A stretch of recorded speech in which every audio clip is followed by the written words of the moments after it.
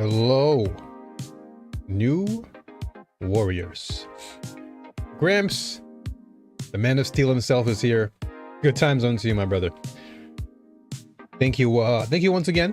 Appreciate you for your help. It means a lot. Thank you. I'm now well equipped. I'm good to go. Feeling good now. Might have dodged the bullet of the cold, but the kids are sick, so I have to stay home and take care of them. Unlucky for them as they have school holiday too. Oh man, that's unfortunate to hear. It always sucks when the cold spreads. Like you overcome it. You overcome it, but then it spreads to your family, and then now you have to cope with them as well. You can only pray for the best, that you and your family get the rest. All that matters. Stay strong, my brother. I'm sure everything will be okay for you and your family. And just like you said, you're feeling good, so as long as your mood is good, I'm sure that'll lift the spirits and keep all the kids in good form. At least they'll not miss anything in school. That is true. Because like you said, it's a school holiday, so for them, it's more like just another extra day to sleep in and get some rest. So I can imagine it's probably due to the change in seasons. You know, we're now transitioning into spring, at least, you know, where I am, and I guess where you are too. You know, going from cold and into this now warm season. It's probably a likelihood that they're just catching on to the cold.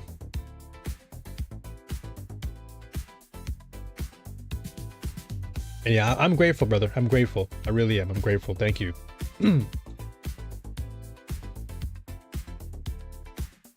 not one to bring up too many problems. I'm usually one to just go with it, you know? But that's the way I see life, you know? You just have to appreciate life for itself. Not everything's gonna be perfect. So I try my best to turn the stream on and just give y'all the best of me.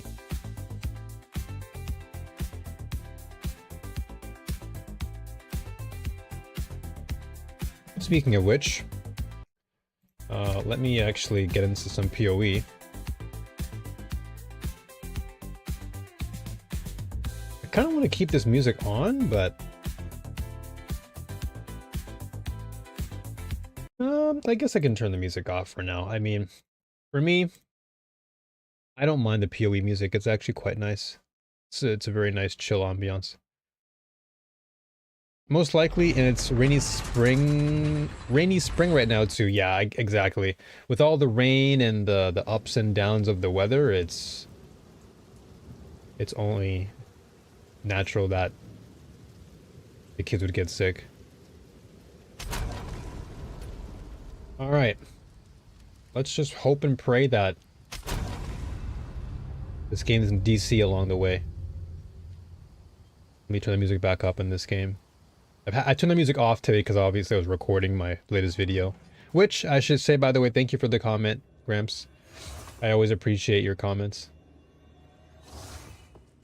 I definitely do my best to respond when I can.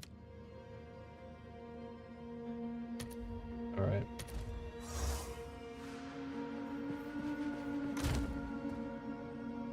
Alright, so we're back into the game, and we are continuing our journey in the realm of PoE. This game is honestly, it's taken over my life. It's taken over my life, but in a good way. I think it's good that I found something that I really enjoyed, and it's taking my time in a positive manner, rather than me wasting my time with something that's irrelevant. No way this game had the same... it gave it the same roll. Oh, these are some tough ones. Oof, plagued monsters. Monsters have 40% chance to poison. Yikes. Let's keep rolling the dice and see what we get.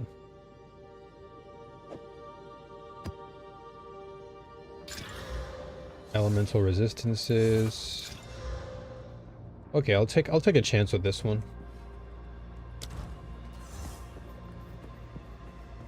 But I've come to recognize that I think when it comes to games, I really have now nailed it when it comes to what games I really am into. Action RPGs, I think, fit that build perfectly. It's just like a nice blend of challenge, but also there's that competitiveness where I can really get a sense of my skills being tested. And then of course the amount of depth that I get from this is also very satisfying too. Like there's so much that I get as far as like the overall result of my investment. So I would like to play more ARPGs in the near future. So maybe Diablo 4 will come into the mix, and whatever other ARPGs come out.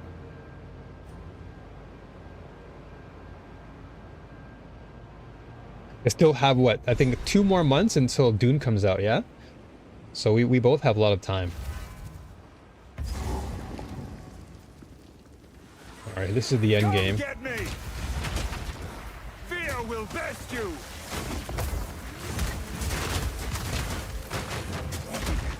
Oh no, am I already dead? I might be already dead.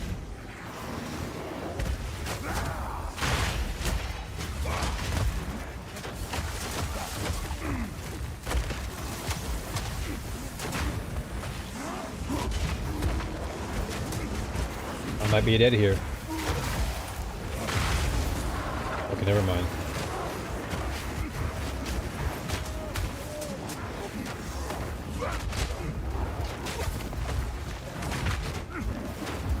Yikes, dude.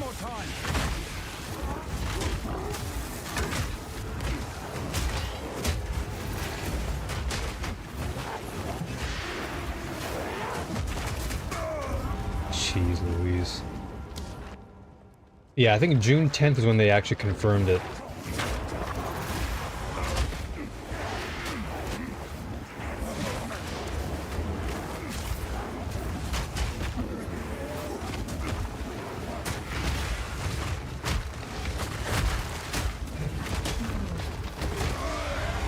Jeez. I'm just getting destroyed in this biome.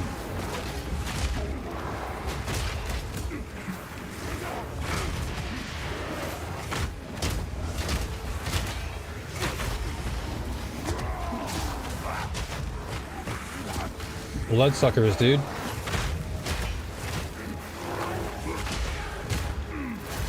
Oh, they dropped the globlets on me. Kawa. I'm not ready.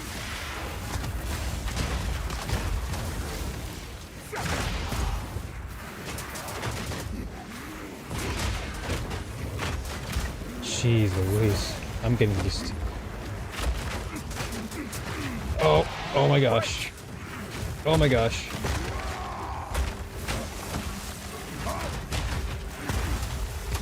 Dude. Endgame is a different game. Look at this guy, he's just tethering to me. Oh no, I feel this lag already.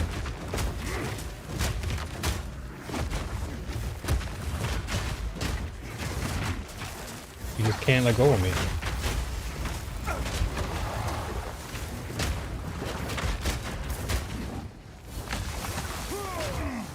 Oh, he just... Oh, he punched me out of my wall.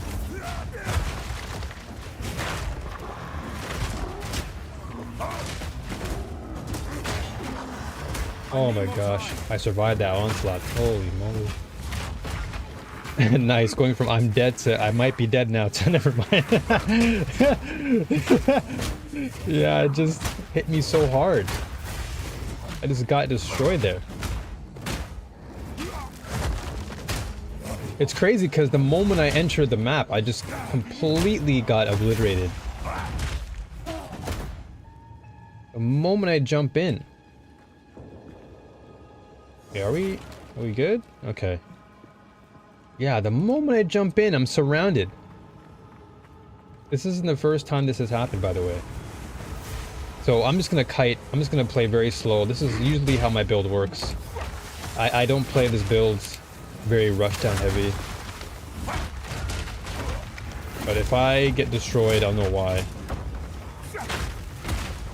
Yikes. Oh, he just punched me in the face. Well, also, what makes this more difficult are the things that I used, the, what's it called? The waystones.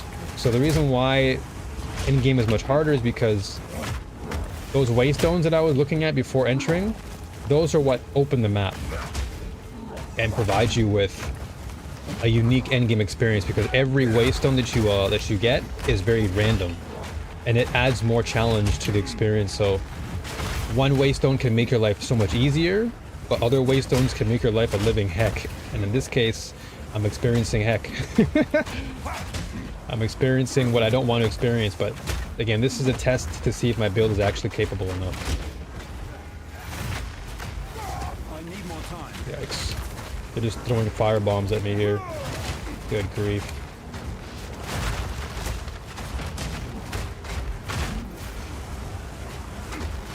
Okay, so I think the goal is to kill these guys in the back. Alright, never mind. Kill me first. Steel yourself. Yep, see ya. Well, that was unfortunate. So here we go. So basically, these waystones, you collect them. You can either buy them from the vendor, who is Doriani. He's the final boss of the game that you fight. And so you can buy all the waystones, which come with no random elements attached to them. So you're essentially going in with a empty slate, but because they're empty slates, you're not necessarily getting any reward or value for the waystone itself. So most people would roll on it in hopes that it gives them a better chance at maybe getting more bonuses, because some waystones, for example, could give you more gold. Some could give you additional strong boxes, which help you to drop more rare items. Then, of course, you get the other side of the coin, where enemies hit harder.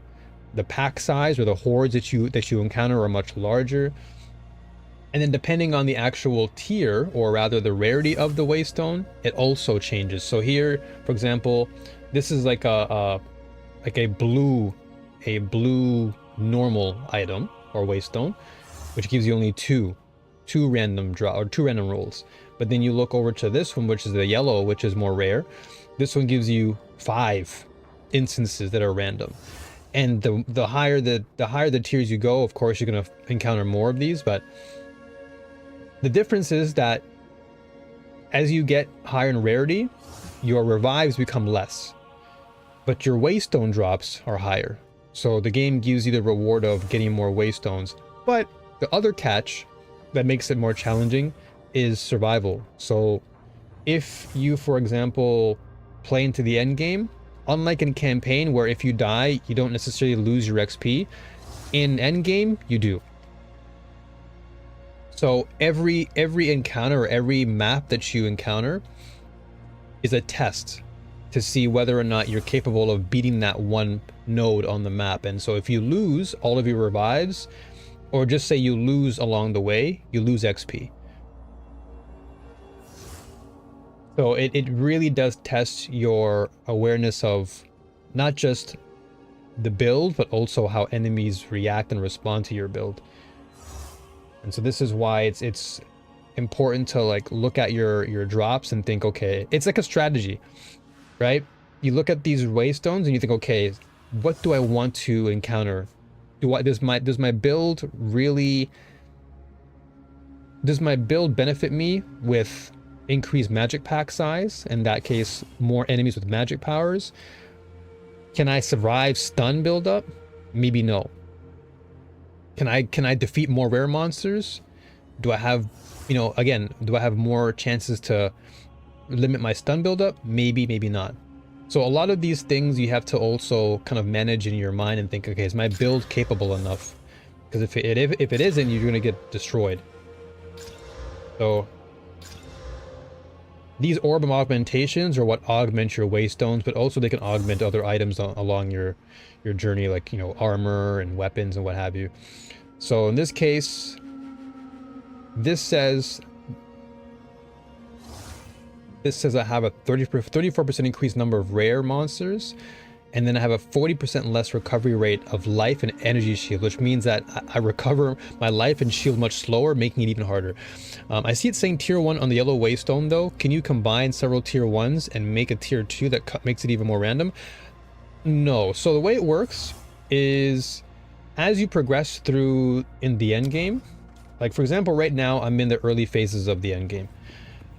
So once you start to unlock more of the map, because this is just one portion that you're seeing, like this whole entire gray area is literally end game, and I'm just scrolling and scrolling and scrolling and scrolling and scrolling, and that's literally end game. This is like, it keeps going. Like, that's how big end game is. It's massive.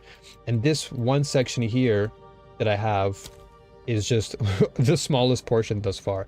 So the way it works is as you continue to progress through the end game, you'll grow in tiers. And so the further you progress, the tiers get higher. So for example, if I beat this tower, there's a good chance I'll probably increase to tier 2, because this tower is gonna unlock the rest of the other parts of the map.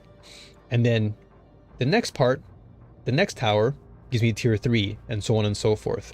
So you progress by unlocking these towers, and basically these corrupted areas, we have to get rid of the corruption. This is how we can unlock more of the map, because this corruption is essentially like a dirt that we have to remove. And as you progress through it, you'll increase your tier level, which will give you better drops in terms of your armor, weapons, and then also those waystones will likely provide greater, it'll provide greater value as far as potential good rolls, but also on the same end, it can provide you with a greater challenge. So that right there is where the complexity comes in, but also where the fun of the game comes in, because the game will really challenge you and again test you to see whether or not you understand your own build, but also if you understand what's going on in the game. So for now, I'm actually gonna take less of a risk because some of these ones are pretty dangerous. So I'm gonna look for one that doesn't have as much of a risk. Like this one is not bad.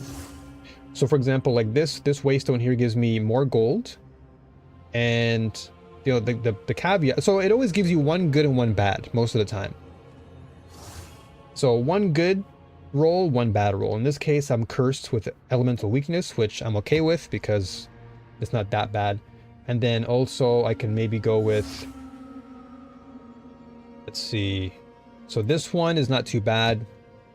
This contains a strong box. Monsters have a 25% chance to bleed. Not a big deal. What else can we use?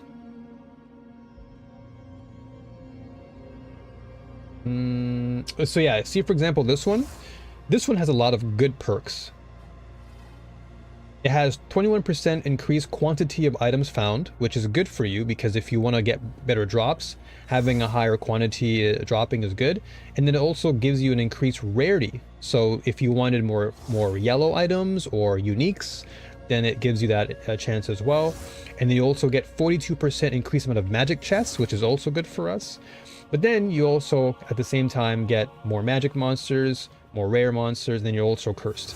So maybe I'll try this one and maybe showcase it and see if I get destroyed, which I won't be surprised by.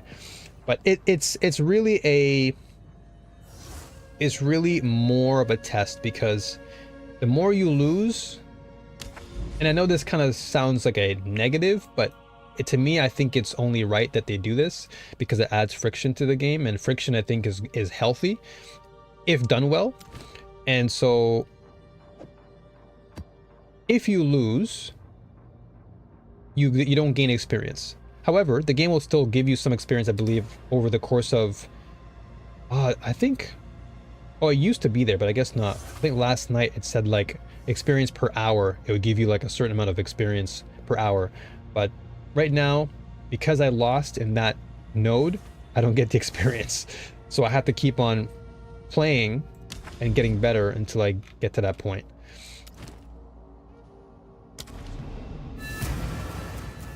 And so what we see here are different teleporters, and these teleporters are just act as your chances, because as a you know, as shown on the waystone, you have revives. So you see these as revives, right? Some of them only give you 2. Well, actually, no, in this case, I think you have, I think they give you this by a default. I remember they mentioned this in one of their videos. I think this is by default, but the revives you get while playing is limited.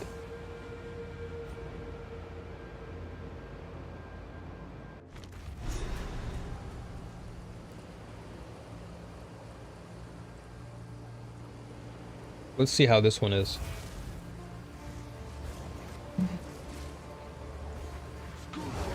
Come get me. Already, wow. Already surrounded. I think so. Oh my gosh.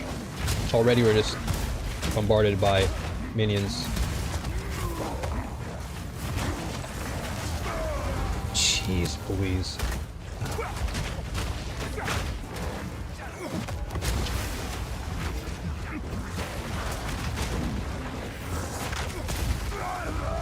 Good grief.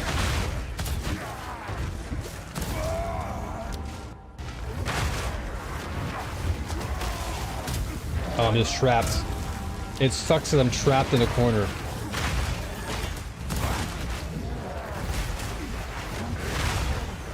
That's the worst part, is that I'm trapped. And just like that, I'm dead. Just like that, I'm basically dead. So I have to really play on point. Like I have to look at my build and think, okay, clearly something is not right or not working, and so I have to like think about, what am I doing wrong here? And I think a lot of it just comes down to my build is really good at dealing massive damage to like single target, and it does have its AoE. Like I can block out enemies, but because it's slow, like I don't have the speed that other builds have. Mine is more slow, methodical. So I have to move the heck. Look at this. I can take care of these guys, but I might just die because of a result.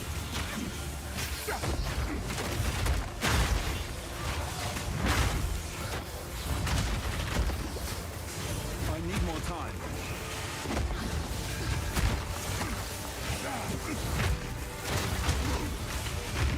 They're destroying my soul right now. And everything is RNG too. Everything is like, everything is generated randomly. So on one run you may have one spawn of monsters, but then the next run you might not have the same thing. So it's good in that sense.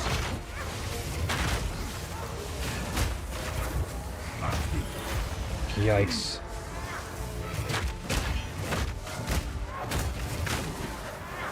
Okay.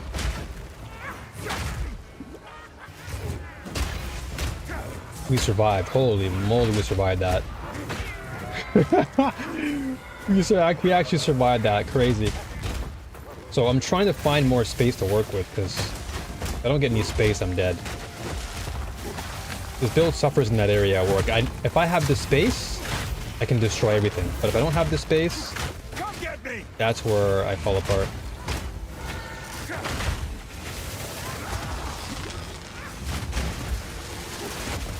These guys are just non-stop. They're just relentless.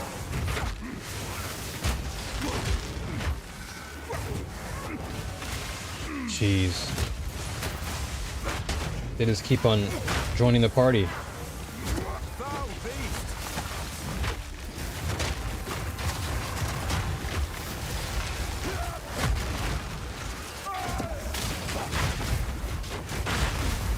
Oh, good thing I had that AoE to clear.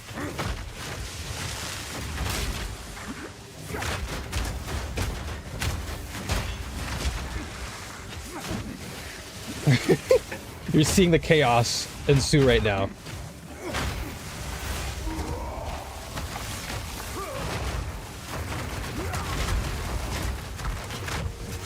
Oh, my flasks are running out too. These snakes make it so much harder. These snakes are actually the more annoying.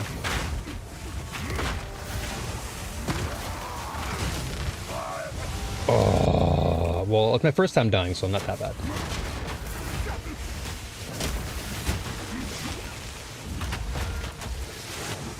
So I tried to... Oh, are there 2 rare monsters here? These snakes are really the most annoying ones.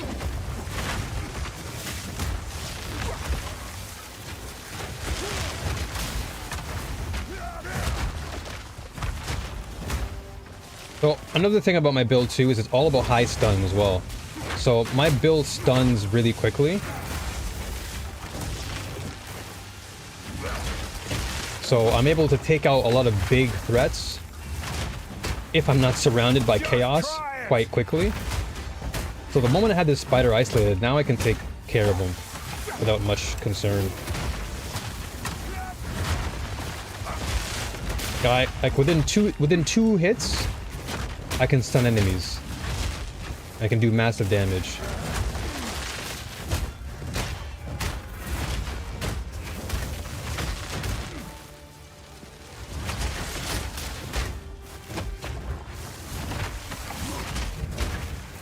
So he's stunned again.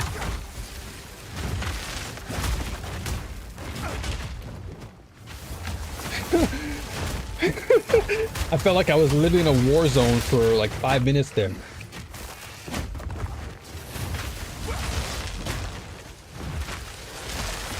Felt like I had no escape. But this is the great part about the game, is that this friction, this amount of challenge that I get, is why I keep coming back to the game. Because I think if it were too easy, if Endgame were too simple, I don't think I'd have as much fun. And I don't think I'd have as much like motivation to want to keep going and building. Because now I'm looking at my build and I'm like, okay, I'm completely getting washed here. So what I need to start doing is I need to build more into my defense while still looking at my offensive. Well, actually, I have a lot of defenses now. So I think I can start building into my offense a little bit. And once I get to this node will be really good. So what this node does is, it says excess life recovery from regeneration is applied to energy shield. So what happens is every time that I recover life, it's applied to my energy shield instead. Which means that it's good for me to invest in my energy shield, because now every bit of damage that I take, it's going to go right to my shield. So my life itself won't be touched. So it's best if I start to invest in energy shield. So for example, if I go to this node and I start maxing out my energy shield, 60% increased armor for my equipped body armor, 60% energy shield, like all these nodes that give me more armor and energy shield, these are going to be really impactful for this Zealot's Oath. And that way, anytime I go into a battle, if an enemy touches me, they're going to only be touching this blue part of my bar, which is good, which means that I can just sit there and tank all day and not have to worry too much. But of course, things like bleed and poison, they go through your armor, so it's also something to be mindful of. But I'm essentially trying to make a tanky build where just enemies have a hard time knocking me out, but clearly, as you've seen, that's not the case. I'm just getting destroyed.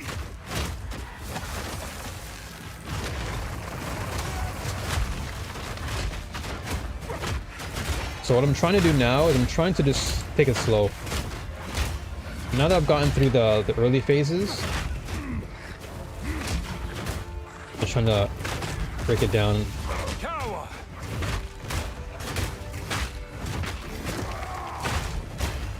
Also, enemies have modifiers on them as well. So I'm not too sure if you can see it on screen, but for example, this enemy here has what's called accurate. So that means most of their hits are going to hit you. And then some enemies will have things like evasion, which means that they're going to have a higher likelihood of dodging your attacks. This guy here has all damage chills. So everything that he touches you with is going to chill you, slow you down. And the more modifiers the enemy has, the more challenging it'll be. And I'll be honest with you, today was one of the most annoying experiences for me. I ran into 4 enemies that had 4 modifiers, and all of them had life regen. And one of the weaknesses of my build is I don't really have that many ways of like maintaining consistent damage over time. Like my build is like bursts. So if I hit you once or twice with my moves, you're stunned and I can just knock you down and just continue to obliterate you. But it's a slow build up. So I don't have like a element, like let's say fire. I do have fire in my build, like this is more for ignition, and then I have freeze. But the enemies have such a high regen rate of life that you're literally fighting an unbeatable threat. And so I had to die so many times in this game because of that. So if there's one thing I would want them to change, it would probably be like the regen of life on enemies, like making it slower. Like if you get a stun on them, for example, you should get rewarded for it, or they take more damage every time you stun them, and that their life regen is slower or something. Yeah, it was super annoying. Super annoying. So this guy, for example, heals allies and suppresses soul recovery. So if I don't kill this guy right away, he's gonna just constantly restore life to all the people around him.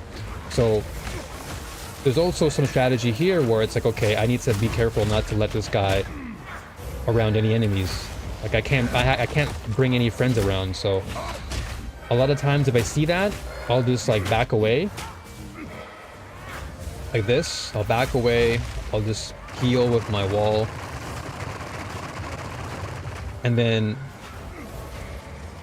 I'll come back and fight him. But whoa, what was that? But if I see any other enemies come near him, it's annoying because he's gonna constantly just revive their health. But he's not so bad though, because he doesn't regenerate life, so he's dead. And so if you look at the map is quite large, and we have rares. Oh no. So I had to clear all the monsters in the hideout. So as long as I clear all the monsters, I can unlock a hideout. And a hideout is just another area in the game that you can like, it's kind of like your own hub. Think of Destiny 2, where you have like the tower. The hideout is like your tower. Or maybe add an effect that pauses their healing while stunned. Yeah, exactly. That's kind of what I would want to see. Because if they just continuously regen life even when I stun them, it doesn't really help builds like mine that are all about burst, because that all that's really going to endorse is players to play builds that are just all about spell damage or, you know, damage over time, but that doesn't really do much.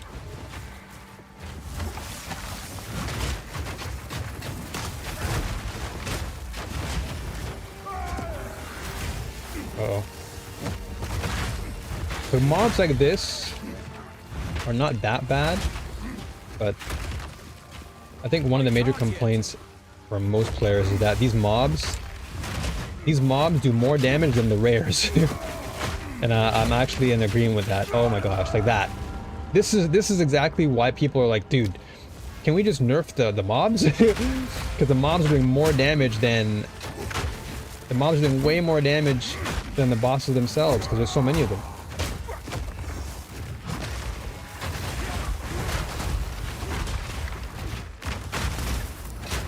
So that whole scenario there, I lost all my XP, by the way. All my XP, nothing. So this game really does, it really does, it punishes you. But it's still a positive thing because you can still earn your XP. It's just going to be at a slower pace.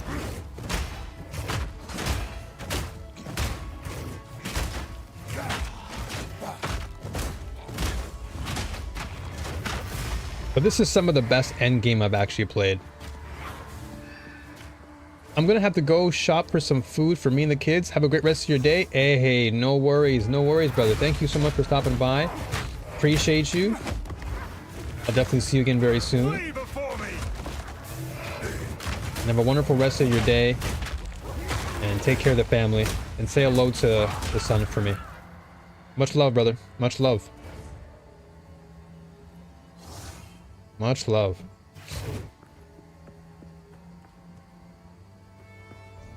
We have 2 rares now. Okay, I'm gonna have to tie it back again.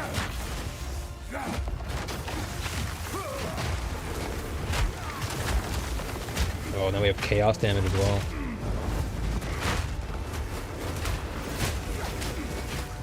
This is annoying.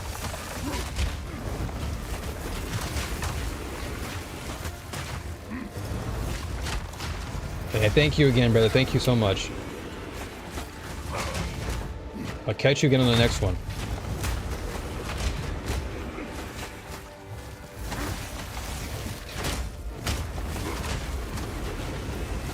Yikes.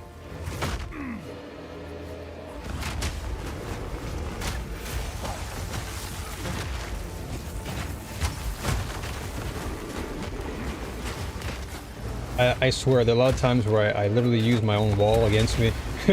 My own wall kills me faster than anything else. Oh man, that chaos damage is dangerous. It just stalks you.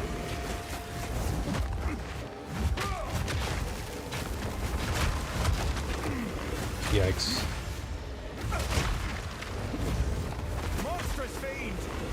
Monstrous fiend!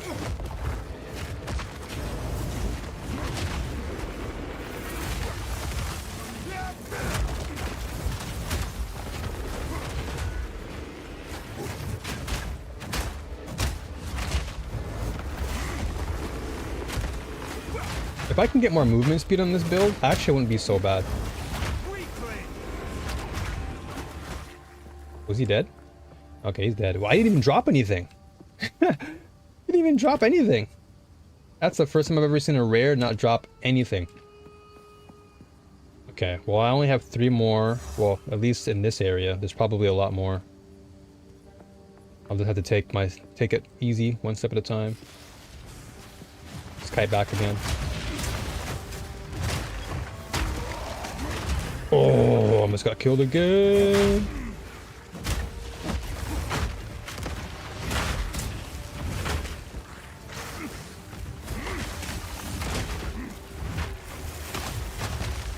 What? Where'd my wall go? My wall didn't even go up. Oh no, snakies, snakes.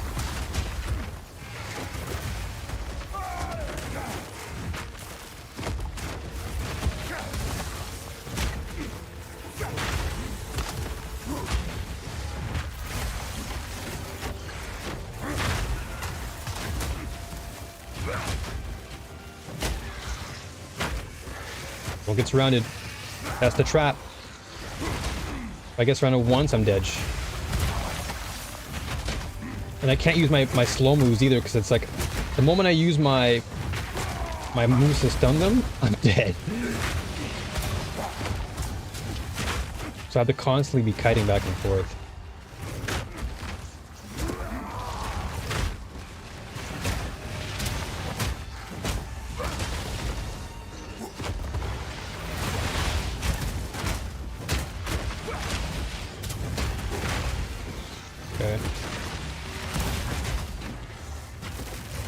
Okay, luckily I do have some healing on me, so I can still at least hold myself down. Okay, now we're good. Now we can actually play the game. Now we can play our game where we can just unleash powerful hits on them.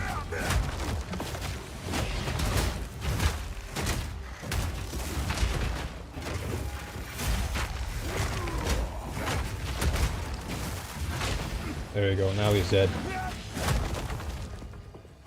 And these guys are not dropping anything today. Alright, well, let's just keep this going. So I'm gonna bring them back over here. Come on, come on. Need space. Power.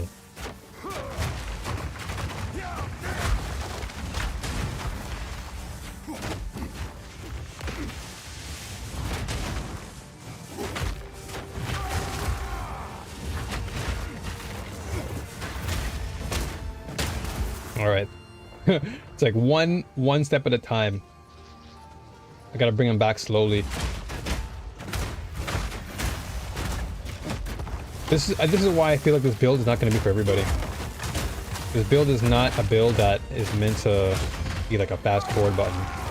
This is meant to be like you gotta take every step slowly. But when you take each step, you're just hitting like a truck. Oh boy, here we go.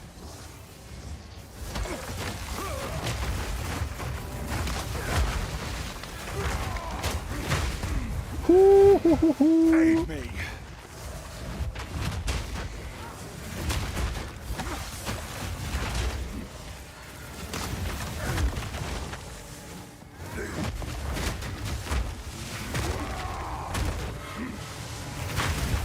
Jeez.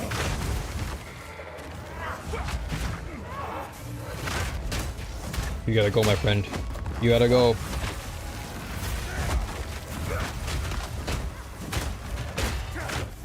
But once I build into more of my freeze, like this should be more than okay. Like my frost bomb, this should be enough to cover me once I'm able to build up on my chill magnitude, because then I can put up my wall and then put down that, and they try to push me. I need more time.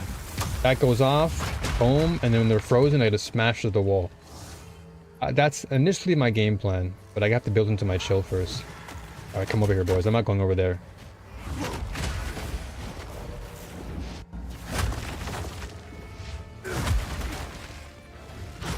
You play into my game.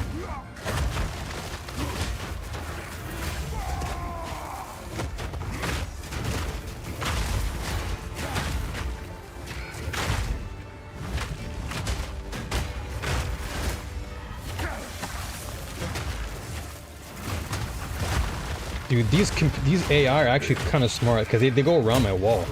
Like they know the wall exists and they just go around it.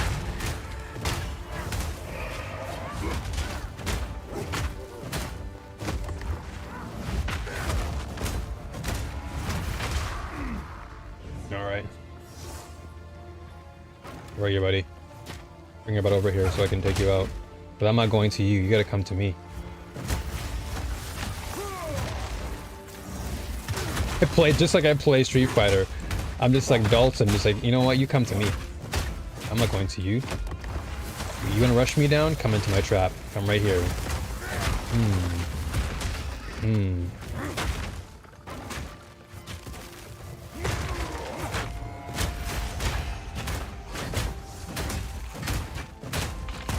Dedge. Alright. Rare monster, where are you? Okay. So he has some resistance aura on him. But hopefully he'll be okay here. I gotta beat his best friend first though. Yep. All these guys are coming through. Gotta beat him up. I'm more afraid of the mob than I'm afraid of the rare monster, to be honest. But this mob will just tear you apart if you're not careful. All it takes from one of these mobs is for them to just stun you, and then you're just stun locked. And all they do is poke you. And the faster these enemies attack you, the more locked you are.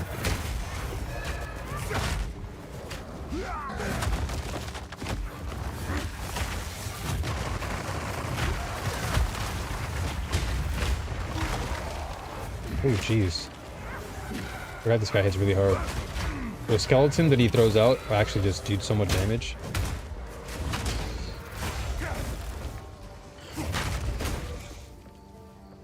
Alright, I'll back away for a little bit. Not really in a rush. Where is he? Where'd he go? Oh, he really wanted to go back to bring his friends, huh? That's why you fell back, huh?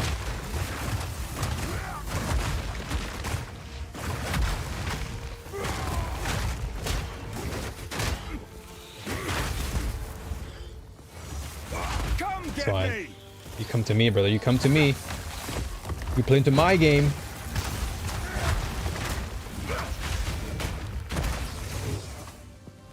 Oh, there's two of them now. Okay, so he wants to... Okay, he's bringing the other rare with him. Come on, boy. Come on, come on.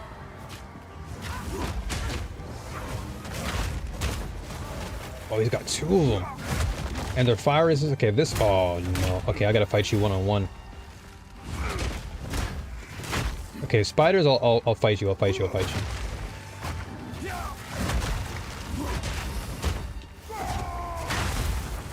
This is okay. Because at least I baited one of them into me.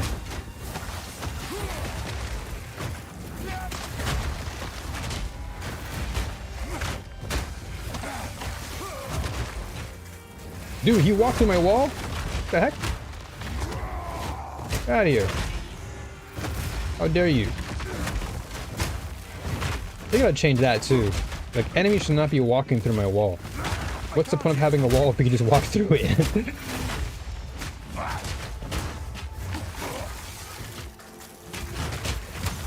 Look at that.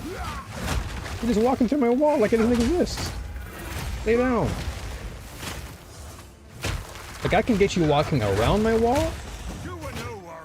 But walking through my wall like you're Patrick Swayze ghosting? No. Alright, buddy. You're almost you're almost dead. You're almost dead, so.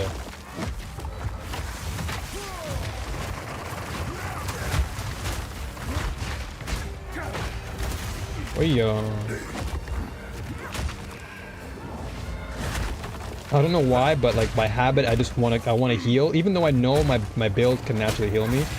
Like I have natural sustain because I have so much life regen. I'm just afraid at times that I might get one shot by something. There we go, he's dead. Alright. So extra content completed. Rare and unique monsters defeated. Nice. Now I just gotta clear out all the rest of these guys. So I'll take my time then. I don't know how many exist, but we're about to find out. At least there's no rares, so that means we don't have to worry too much about things like invulnerability and all other nonsense. But these snakes are just... they're still a threat to me. Oh my gosh, look at them. They're still destroying my soul. These snakes gotta go.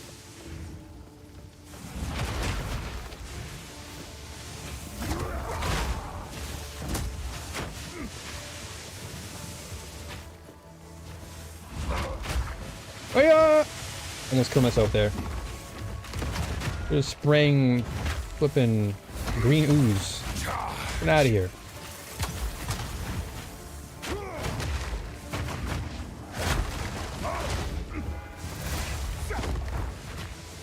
Once I get more, like, I think another reason why my build feels somewhat like it's really slow is because I don't have lesser jewels.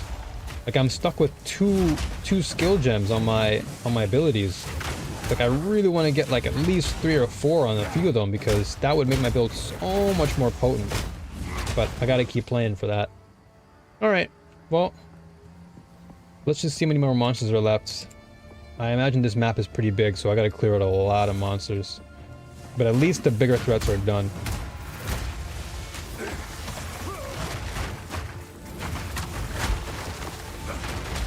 But, in fact, I would say the bigger threat are these guys. These snakes are literally... they're causing me harm. Oh boy. Oh boy. Yeah.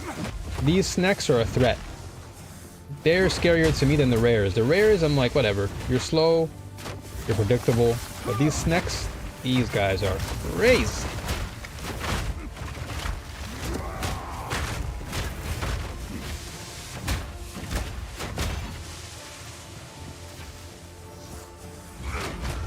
Oh, I missed him.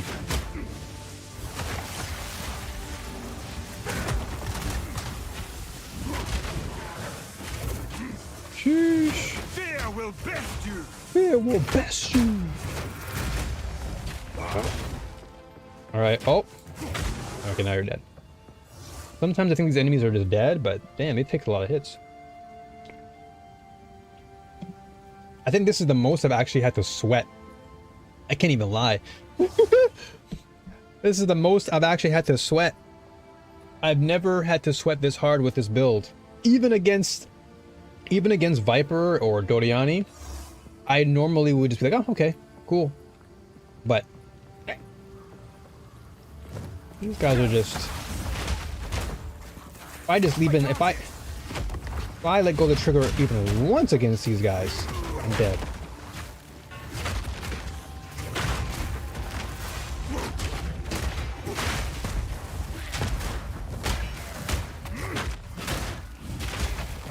Alright. If I even for 1 second let go of that trigger, it's a wrap for me.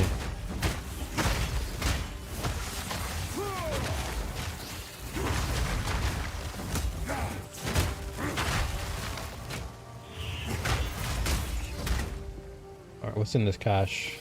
Oh boy, spiders. We'll find out next. We'll find out next time.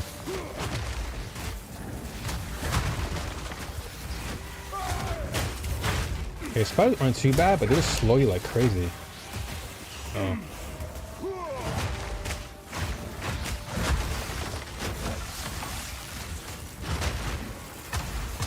Face me. Face me.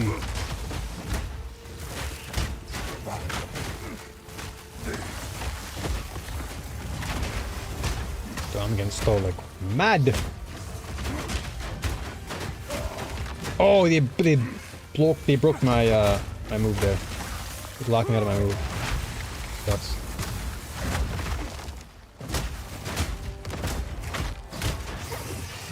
flipping Peter Parker brought his best friends with him. Alright, dead. Alright, can I now see what's in the cache? Or are we gonna get bombarded again? Nothing in the cache. Alright, come to me, come to me, come to me. Yeah. This is my territory. Yeah. Oh, one more time for the road. Oh. It's so satisfying too. Like the wall is so good. Like I'm basically building around the wall as my main source of damage, because when you burst through the wall with your stomping ground, that thing does crazy damage. So I put this down and I just charge like a bull. So nice. And the best part about it is like when I actually have an enemy in front of the wall, like if I trap the enemy behind the wall and then I hit him with that, it feels so nice. Ooh. It's like it's almost like a two tap. I can't count how many times I've stunned a boss by just putting up a wall and then using Infernal Cry to boost my charge. And because I have momentum on here too, this thing does crazy damage. So I'm just bursting through my wall at like top speed, and just bosses get crushed. And like this, everyone just gets stunned.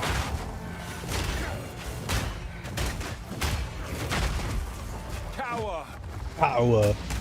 Oh boy.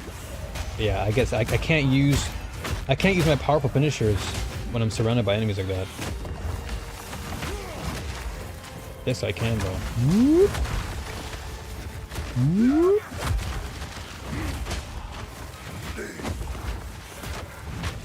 And then as you can see, my totem also does leap slam, so I'm getting more stun build up from that as well.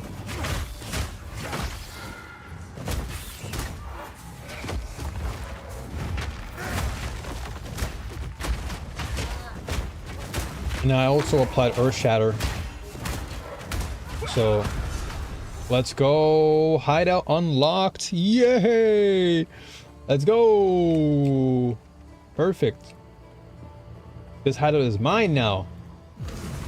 I own this hideout. Let's go. Perfect. Okay.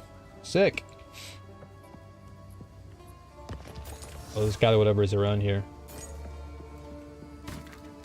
Alright. Back to hometown.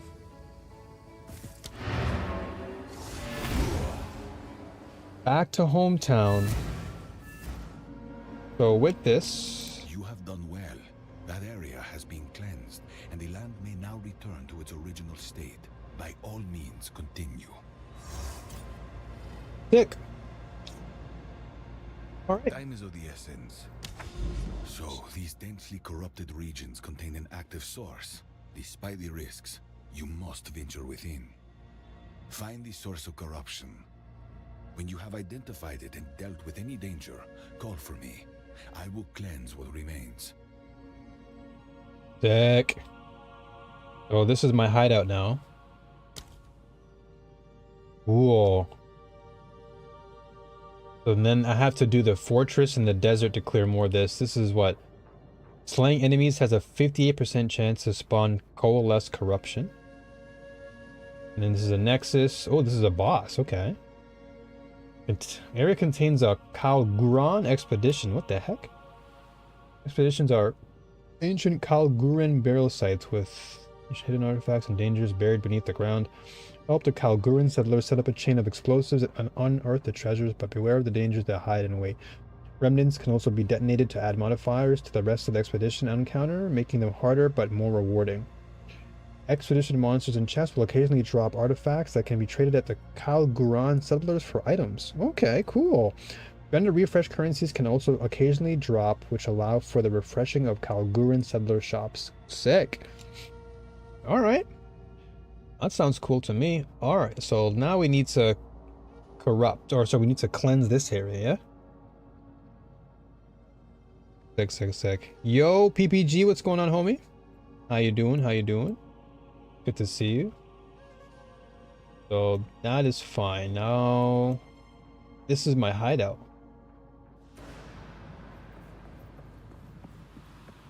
So I need to maybe get a little bit more. How much do I have? Okay, let me go to my waystones and pick a couple.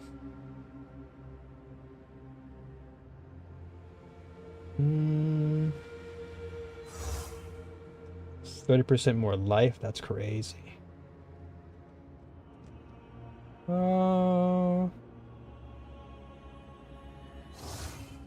let's see what I get on this. What roll do I get?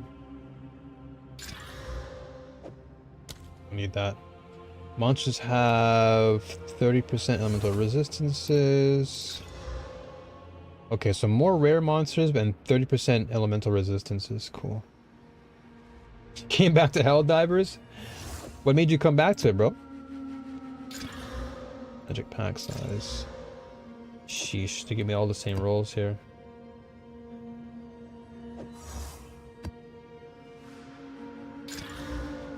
$75% increased pack size. Area has patches of chill ground. That's crazy. Monsters are armored. I'll try armored and see what happens. Yeah, what brought back the hunger, dude? This is cool that this is all mine. This whole entire area is mine now. That's so sick. It is fun, I guess. Hey, that's what matters, right? As long as the game is fun to you, that's really what matters the most. If it ain't fun, then you've already lost the battle.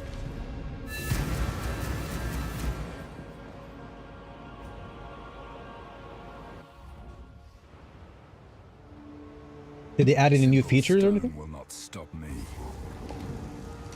Oh yeah, 1, 2, 3, 4, 5, 6. All right, let's sell 6 of these guys.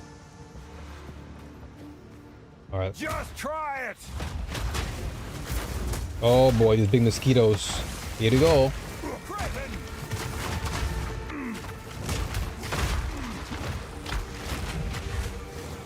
The mosquitoes are so hard to hit because they're airborne. Oh, we got skeleton boys too. We got skellies. Yikers. Sheesh. Oh, these guys are gonna be annoying. I don't have any real airborne moves. Chill ground can probably. Alright. I just need one explosion. Good. No other game can give you dopamine like a good orbital bombardment. Yeah, there's definitely a lot of hype in the game. I can admit that. A lot of great things in Helldivers. I'm glad you're enjoying it, brother. That's the most important thing. That is the most important thing about any game, is if you can wake up and feel the excitement of wanting to play, then the game is doing its job.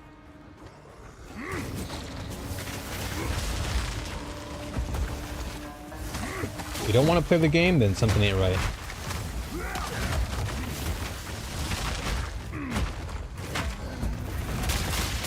Oh boy. What made me quit? I just think it just comes down to me realizing that, like, I know what type of games that I'm into, and while there was certainly some positives in Helldivers, I think it was just the overall, like, gun game that I wasn't really too fond of. Like, everything else about the game was fantastic. The cinematic experience, the multiplayer aspect was great. Like, playing with y'all was fun, but I think it was just like the gun game that was not really syncing well with me. But then also I'm really huge into ARPGs, and I do like the level of depth that ARPGs gives me, like that near infinite degree of creativity and expression. And I think that with Helldivers, there wasn't much for me in terms of how I can express myself individually. So that was why I was like, oh, like, it's great, it's a fun game, but I'm just looking for a more,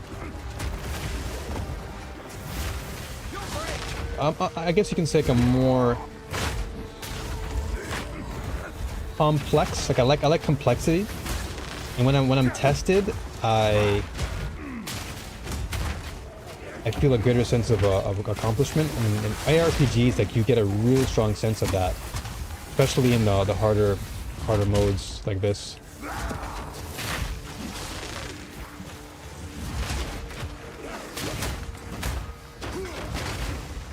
But yeah, I'm just more like an ARPG guy.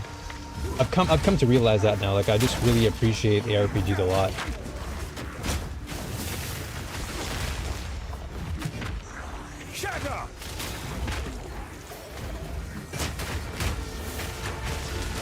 Yeah, I would certainly agree on that. I think in moderation, Helldivers can be a good experience, but playing it just too much, I think, is where the problem lies. Because after a while, you can only do so many bombardments and what have you. Whereas in this game, or in Path of Exile, like, I feel like I get so much value by constantly coming back to the game and playing it, because the end game is very different from the regular campaign that most people play. Like, this end game is far more challenging, far more rewarding. The end game feels near limitless, and they continue to add more content into the game, which makes it that much more satisfying too.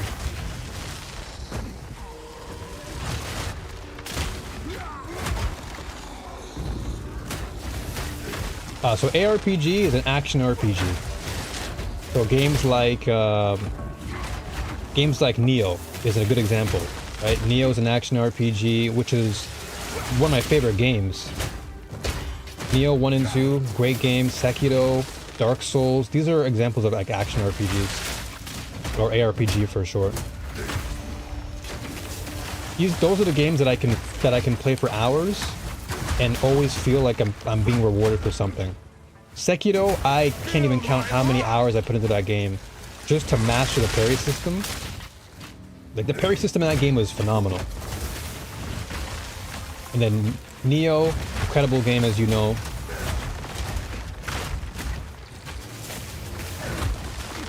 So those games are what really interest me the most.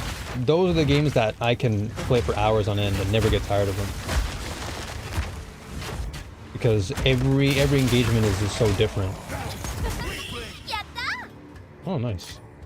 Throw ring. Nah. Love it. Oh, JRPGs? Yeah, JRPGs are also very, very good. Can't go wrong with a JRPG. Like Persona, I still think is one of my favorites. Persona 4, no, was it Persona 5? Royale? Still one of my favorites. Persona 3 Reloaded is not bad either.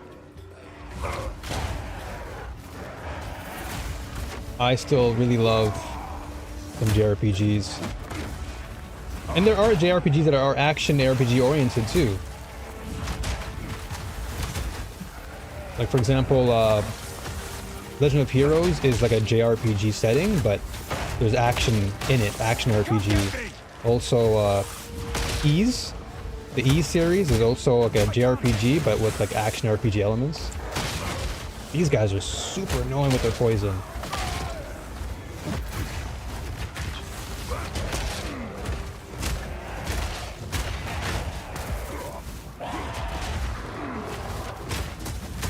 Poison is crazy, man.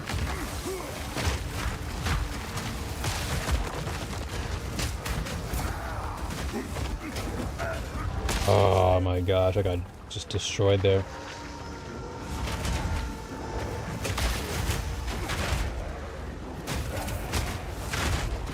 I got interrupted one time. One time I got interrupted and I just get destroyed.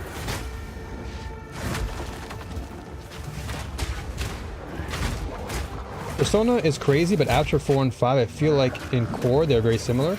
Yeah, that is true. I think the core foundation of Persona has remained the same, which isn't a bad thing. I think if they maintain that core of what makes the game fun, I think the next Persona game will be just that much better. I know the it's made by the same Persona creators. What's it called? Fantasia? I can't remember the full name. But that's like the most recent Persona-like game. I've yet to play it, but I heard really good reviews on it. And that's a game I would play too. Fire Emblem, another fantastic JRPG. Well, it's kind of a JRPG, but it's more of a tactical style game. But I really love Fire Emblem as well. Three Houses is another great game that I enjoyed. Metaphor, yeah, Metaphor. Yeah, I heard good things about that game, and people have been praising it for its playstyle and the story and everything. Those games I enjoy too. I like them more for the story, because the story is always so good in those games. They always do such a great job of really immersing you, and the gameplay is just icing on the cake.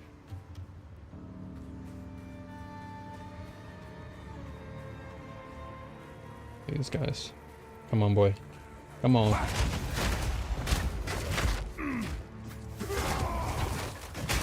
I don't know why my moves keep on whiffing. It's crazy to me.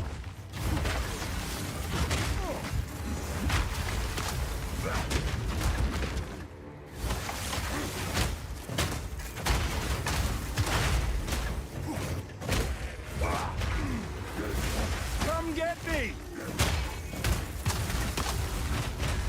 Oh, he should be frozen soon. Okay, I gotta build that up. I hate the Persona monetization though. What do you hate about it? Oh, more of these mosquitoes. More enemies that I can't really hit.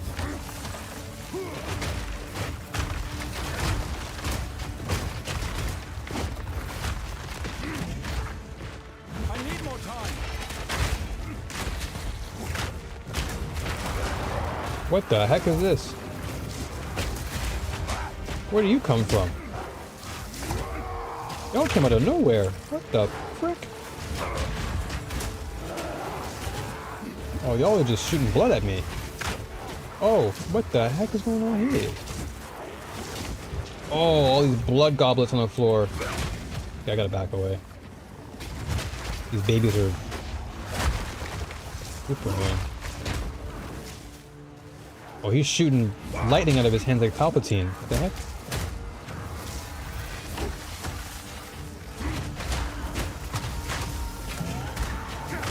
Get out of here.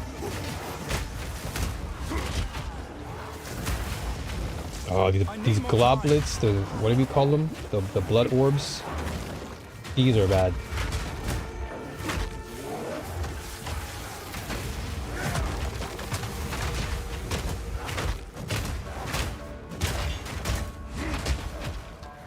Like you have to buy the game, and like a couple of years later, instead of releasing a DLC, they release the same game with add-ons, so you have to buy the game twice. I guess that's what you mean by like Persona 5, yeah? Because you had Persona 5, and then you had Persona 5 Royale, and then after Royale came out, they had like the Persona 5, what is it? The Muso game? I forgot what it's called. Like they were milking Persona 5 back then.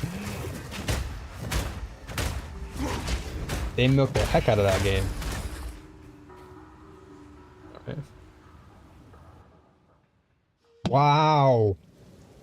Wow, the game just DC'd me. Alright. Alright. I was taking a sip of my drink and then it just got DC'd. They still haven't fixed that issue. This game is still suffering from server issues. I hope they fix that. Failed to join any instances? That is crazy. I got DC'd from that. Wow, dude.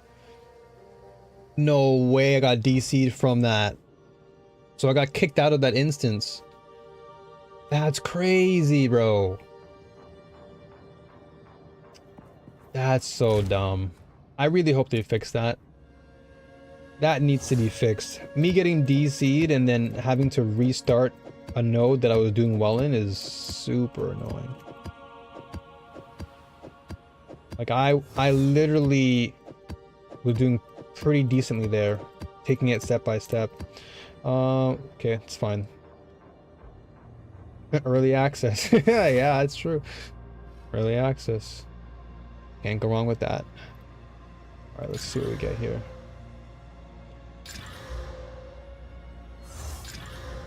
Okay, rarity items is good.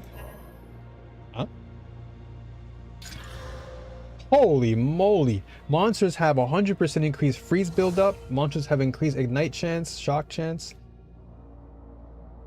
Jeez. Let's give me 3 like that. Alright, let me just get this. Extra chaos damage. Okay, let's go with the rarity. Yeah, I hope they fix this in the upcoming patch that they're dropping, because that was... Whoa, another DC again. Alright. Alright. That's 2 DCs now. Luckily I wasn't in an actual instance, but... Come on now. We gotta fix that. Gotta fix that. We can't keep crashing like this. It's not good. But I'm talking about Persona 5 Vanilla and Royale. I totally agree with you though. Like I said, the Persona 5 era was milking. Like like I mentioned, you had Persona 5 Vanilla, then Royale, and then you had the Muso version of Persona 5. Like they were trying to carve out a piece of that pie really heavily. Like super heavy. And then everybody's of course looking for Persona 6. Map attempted. It's so lame. Like I was literally doing my thing, you know? I was doing my thing, man. What? Where did my... Didn't I take it with me? Dude, don't tell me I lost that waystone too. No. Don't tell me I lost that waystone as a result of the DC. First with enfeeble. Was that like... Oh yeah, enfeeble I think is when you can't move as fast. No, dude. Oh, here we go. Okay. 4 and 4. Oh yeah, 4 and 4 gold. Oh yeah, and then arena. Remember there was 4, then golden, and then arena, the fighting game. So that also they milked like crazy. And then of course Persona 3 you had 3 And then you had reloaded. Yeah, exactly. Yeah, three fast portable. Yeah. You're not wrong. You're not wrong. Yeah, they have been milking for a long time. they've been milking that cow for a while. You're not wrong. You're not wrong. I actually forgot about that. They have multiple releases. Crazy to think about that.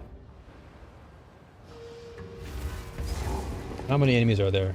1, 2, 3, 4, 5, 6, 7, 8, 9 rares, dude. And I gotta kill all of them. Okay, here we go. Well, 9 isn't that bad, as long as I just take it slow and I don't get disconnected. If I get DC'd again... Oh my gosh. If I get DC'd again, though, I might have to just stop playing for a while. Go, like, run some, Just try it. I don't know what I'll run, actually. It's times like this where I actually do wish I had Diablo 4.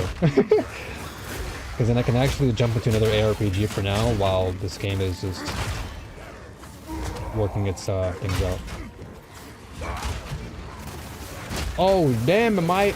Oh, I'm... Oh, no! Where was I? Oh, the rock blocked me in. That was crazy, dude. The rock blocked me in, so I couldn't move.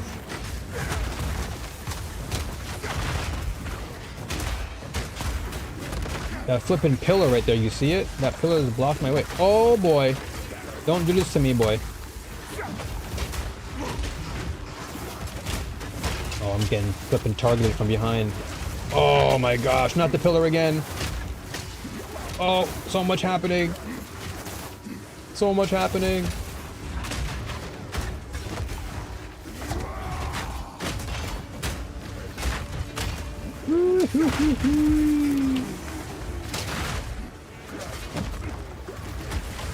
I get touchy.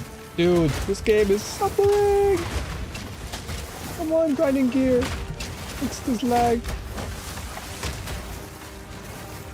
I'm trying to live out here, boy.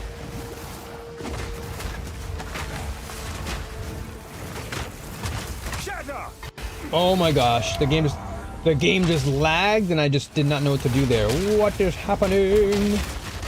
Why now of all the times?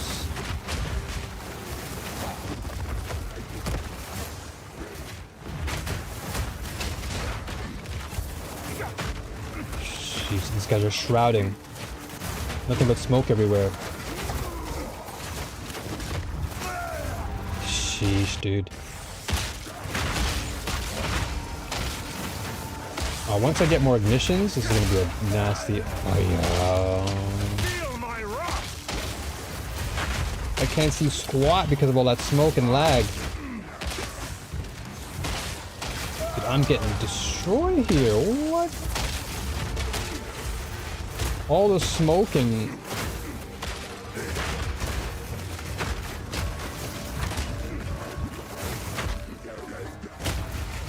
I mean, I'm actually lowering the amount of idiots here, but... Oh, they just canceled my move. Went for my wall. Dude, these Shroud Walkers are crazy with the smoke. I can't see squat. Oh, I'm dead. The same game with little differences here and there. Yeah, that is kind of true. Well, not kind of, that's very true. Like in Persona 5 compared to Royale, like they only added maybe some small elements here and there to the story, but nothing crazy. And you still have to pay full price for it, which is the craziest thing. That to me is what kind of got me. Luckily, during the time that Persona 5 Royale came out, I was working in the industry, so I got the game for free as like a review code. So I didn't have to pay for either of them, but still, I can empathize with those who had to pay, excuse me, full price. It's never a good feeling. Bruh. Oh my gosh. Okay, I don't mind poison on hit. That's okay. I guess I can take that.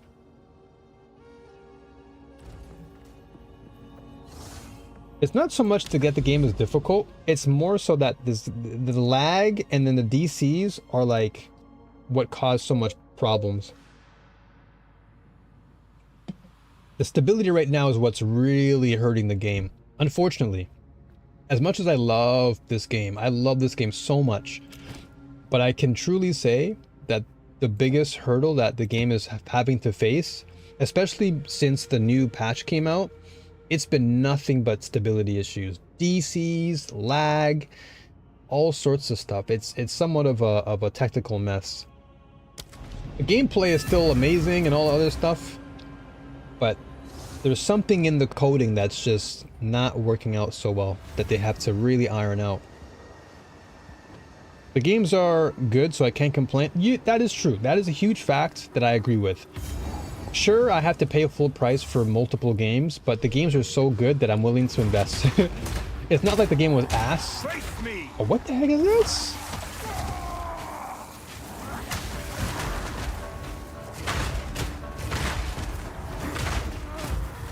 But yeah, that's a good point though. Like the games are really good, so you can justify making some additional purchases for the game. Okay, I got kind of scared, but it wasn't too bad.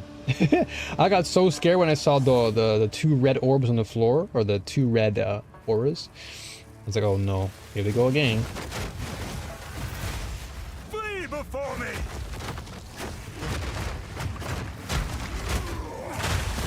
Ooh, when the build works though, ooh, it's so satisfying. When the build comes together, ooh, this build is nuts. I love that combo. Just put up a wall, boom, blow it up, everyone's stunned, and then just smash through them like a ton of bricks. Flipping Incredible Hulk out here. See if it works again.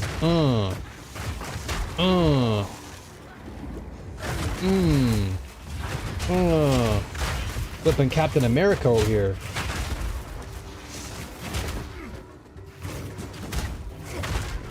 Why I love Warrior so much.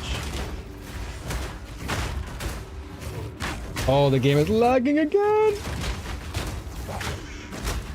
Come on, man.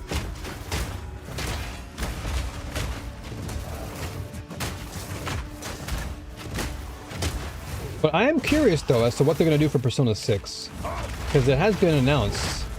So I know it's in production, but I would not be surprised if it didn't come out until later on in the year, or I would imagine they're probably saving Persona 6 for the Switch 2. Maybe. Because now that we know the Switch 2 is coming out,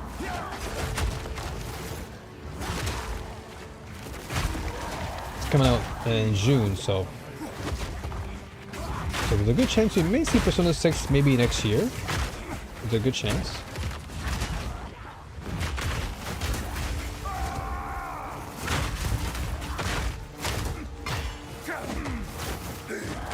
Dude, I can't put my totem now because these guys are just...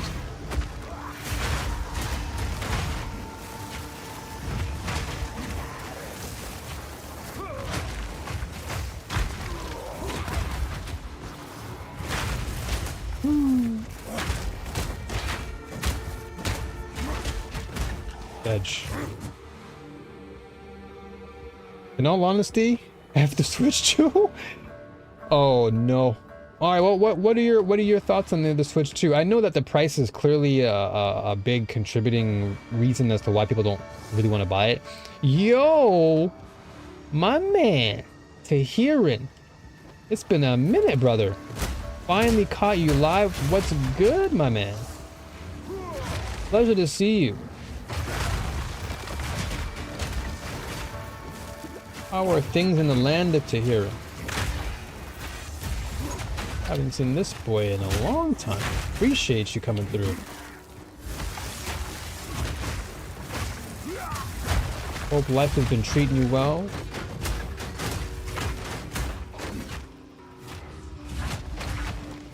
Pandora box.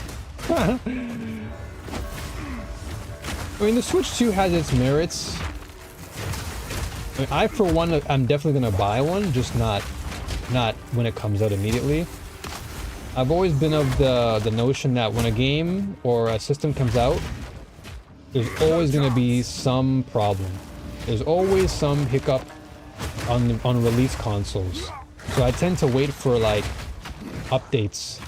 Maybe like a few months down the road, they might release something like an updated version or whatever. So I'm usually in that pack where like I'm not like a day one. I'm not a day one enjoyer like I used to be.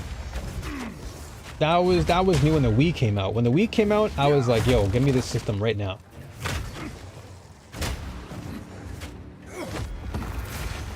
But most consoles, I tend to wait a while. Even the PS2, I didn't get it like when it first came out. I waited until San Andreas came out, and then I bought it.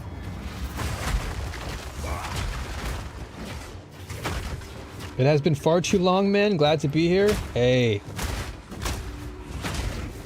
I'm just happy to see the name Tahirin back in the stream chat. Lovely seeing you, homie. Lovely seeing you. I've been doing really good, actually. Okay. Okay. That's good news. Always good news. I'm assuming the man upstairs has been blessing you. You saying your prayers at night? Prayers have been answered? Just try it. We all know God is good.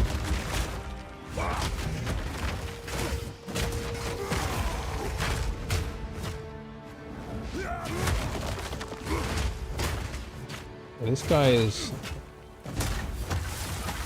Fortunately... That's fine, you know what?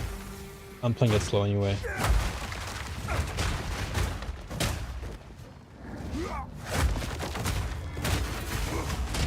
Oh, the lag though.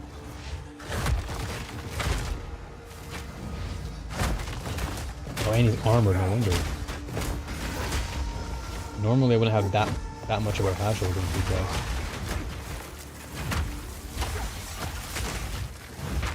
Are we canceling my rock again?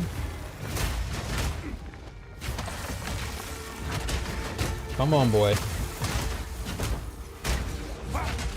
He's just spinning around. Spinny, spinny, spinny. I'll take this. I'm not ready. Finally, dude. Alright. Do I have anything good here, though? Do I need anything? I think I'm good. Yeah, like... I had Frostfall for a while, but... I think I'm actually okay with Frostbomb. Frostbomb is totally fine. Does good damage. I just need to increase my chill. That's all I gotta do. Face me. I'm ready. I'm ready. Whoa. Oh, the game just lagged me out. I felt it. And I saw it too. Yeah, going back to the Switch 2 though, PPG, I'm looking forward to some games on the console, like that new Souls-like Dust Bloods that's coming out next year. Like that I'm looking forward to. But that's not until next year, so like I'm not in a huge rush. And then the Donkey Kong game looks pretty sick. That's coming out in July, but again, I'm not gonna throw my money at a console just for one game that, I can't yet. you know, it looks fun, but is it worth me buying one console for it? Nah. Like I need multiple games to get me going.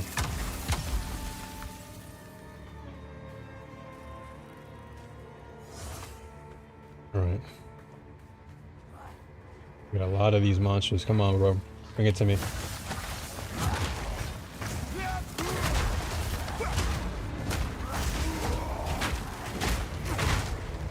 Yikes. I get touched by one of these guys and I'm poisoned. Aid me. Aid me.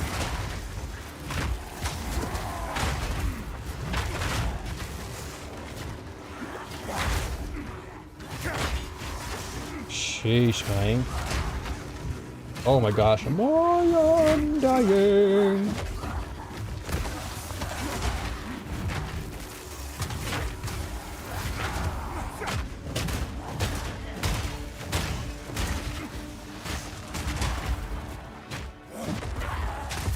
What the heck was that? Game lagged out again.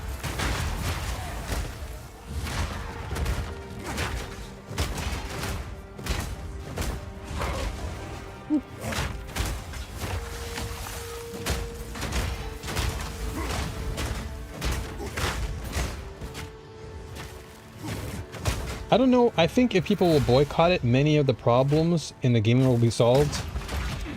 And I can see where you're going with this. And here's my take on this.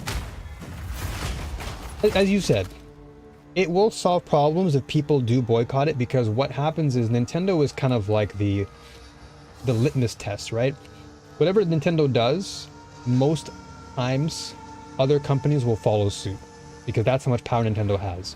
So if Nintendo were to, in this case, like you said, be boycotted because of the, you know, the absurd pricing that they have on these games and their system, then that's gonna really kind of remind other developers that, hey, you can't get away with this. But of course, you know, being Nintendo, people are gonna try to find reason to justify, oh, but it's Nintendo, it's not, you know, $90 is not a big deal. But it's like, nah, like, you can't justify paying $90 or $100 because now it's only going to provide credence for other developers like Rockstar or even Sony. Be like, yo, Nintendo did it, so we can do it too. Here, $100 for God of War, or $100 for the next Horizon game. It's like, what the? So yeah, I definitely think, like you said, if people do boycott it, or at least have enough of a voice, I think it's good. Because nobody wants to be paying that much money for anything. Just for a game. And it's like, you don't even know if the game's gonna be good enough. Like, imagine paying $100 for something that you're like never guaranteed. Like, granted, it's Mario Kart or whatever game, you know, like Mario Kart's obviously a staple franchise, and it's well known for being extremely fun, and I agree. But, you know, $100 just for fun? I don't know, man. I don't know. Like, there are games right now that are less than that. Like, for example, Path of Exile 2. And I'm having fun. Sure, the game has its problems, but it's early access, whatever. But I can justify paying, you know, under $40 for this game, because this game literally just didn't feel like $40. It feels like I paid hundreds of dollars because I have over 300 hours in the game.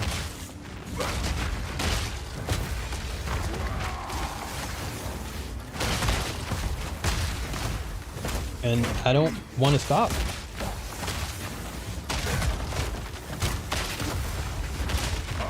Also, the fact Nintendo's not releasing their IPs on other platforms. Yeah, that's always been Nintendo's shtick, though. That's always been like their thing, right? Trying to play it cool with having their own unique exclusives. Which, you know what? I can give them credit for that. I think it just makes their console more alluring to people, because it's like, oh wow, I can only get Mario on Nintendo. Like, it's iconic, you know. I think if Nintendo put Mario on Sony or something, I don't think it would. It doesn't seem to fit. Whereas something like Sonic, even though I loved Sega growing up as a kid, for some reason in the back of my mind, I felt like Sonic wasn't necessarily like a mascot you could see on like one console forever. With Mario, I felt like this is a game that you'll probably only see on Nintendo, just because of how it was designed. Like, it's a very, very Nintendo game. Whereas Sonic, it's like, this game seems like it can be on multiple platforms, because, you know, Sonic is just a cool dude.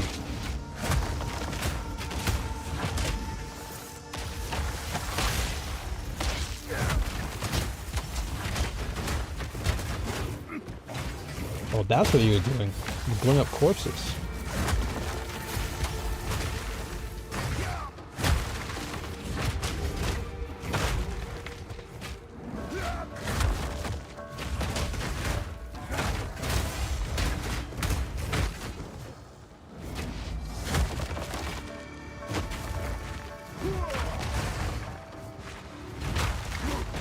Oh, I missed him. I set it up so hard too. Okay, that's cool.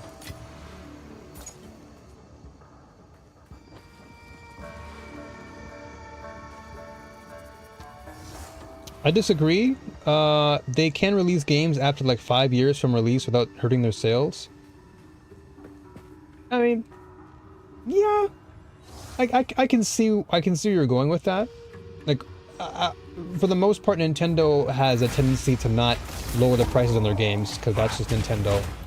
Heal yourself. Nintendo does have the habit of just not lowering their prices on their IP.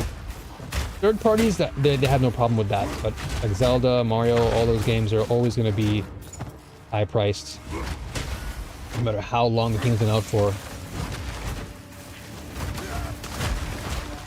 So I guess I can see your point of view from that. I can see why you disagree. I still think that just for the most part, Nintendo has like a pedigree, and there is some justification as to why they would want to do that. But yeah, I can see where the disagreement would come in, because just because a game is successful, just because a game is well known and it's a strong IP, doesn't mean that you just hold it to this high standard and not drop the price for people, because that just makes it even more harder to pick up the game. Protection. Whereas other games, like other systems, other franchises, God of War, all of the other IPs out there, they've dropped their prices significantly. You can buy God of War games now for hecka cheap. But yeah, I can see again. I can see your perspective as to why you would disagree, and that's totally fine. And yeah, exactly. Oh boy, first time I died there. Yeah, I definitely see where you're coming from with that, because as we mentioned earlier, right? The whole point behind Nintendo doing this is because they know they can get away with it. And that I think is the biggest issue, is because they can get away with it,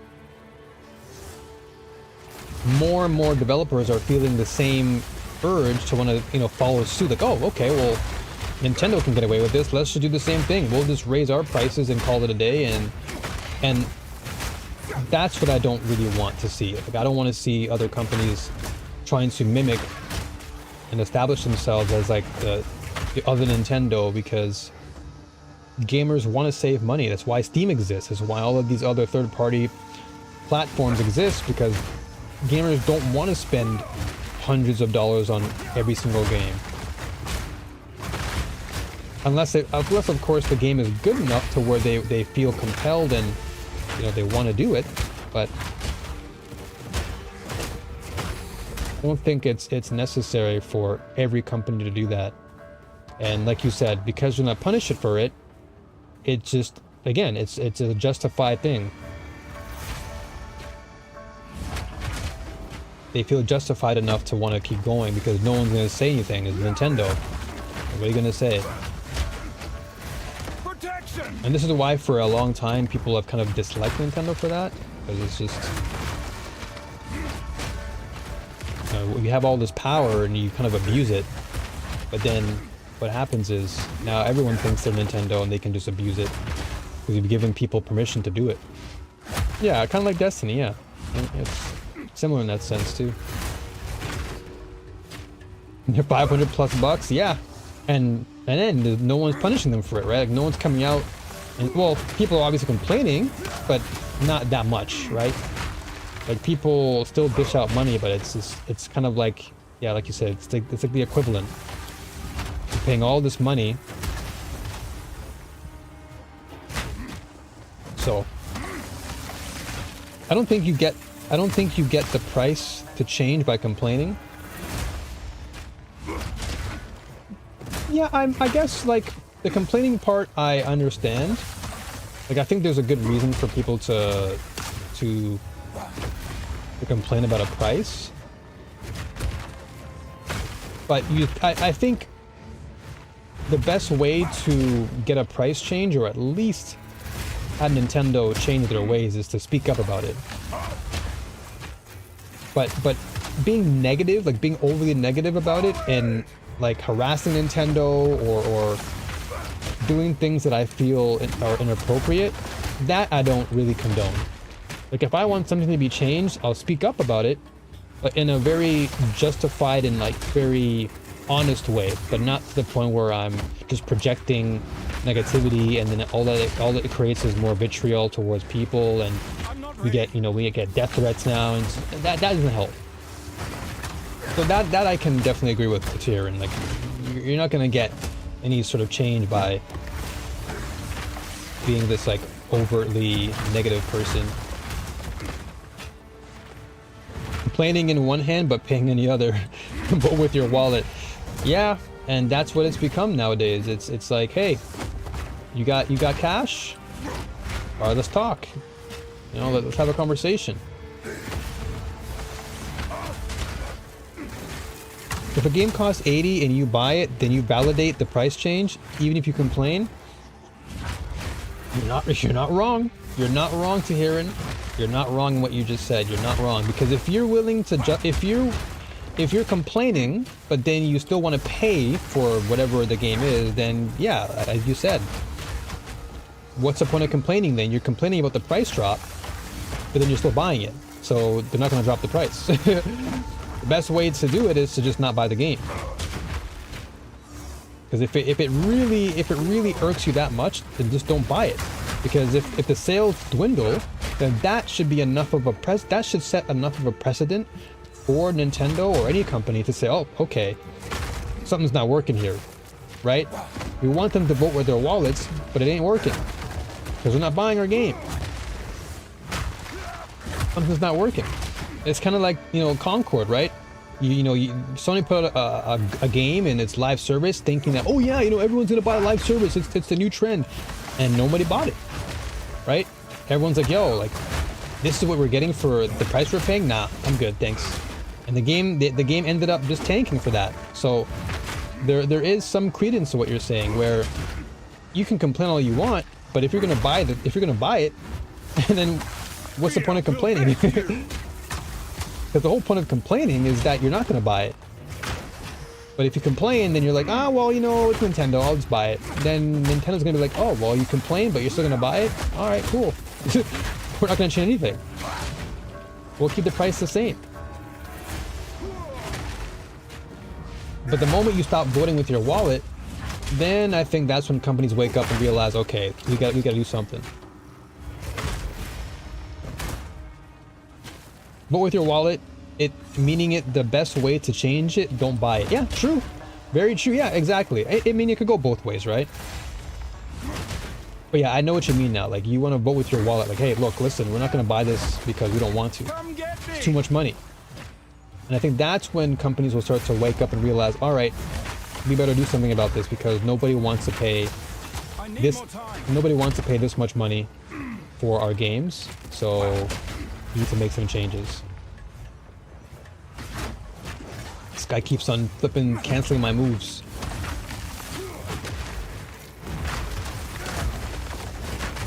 Wow. Dude, I stunned you? You should be stunned for like a longer period of time. Guy's stealing all my flasks too. Look at this. He's just draining all my flasks. My flasks are gone, so I can't even heal. Luckily I'm sturdy enough to where I don't have to worry. Like, I have regen, but if I had no regen, I'd be cooked.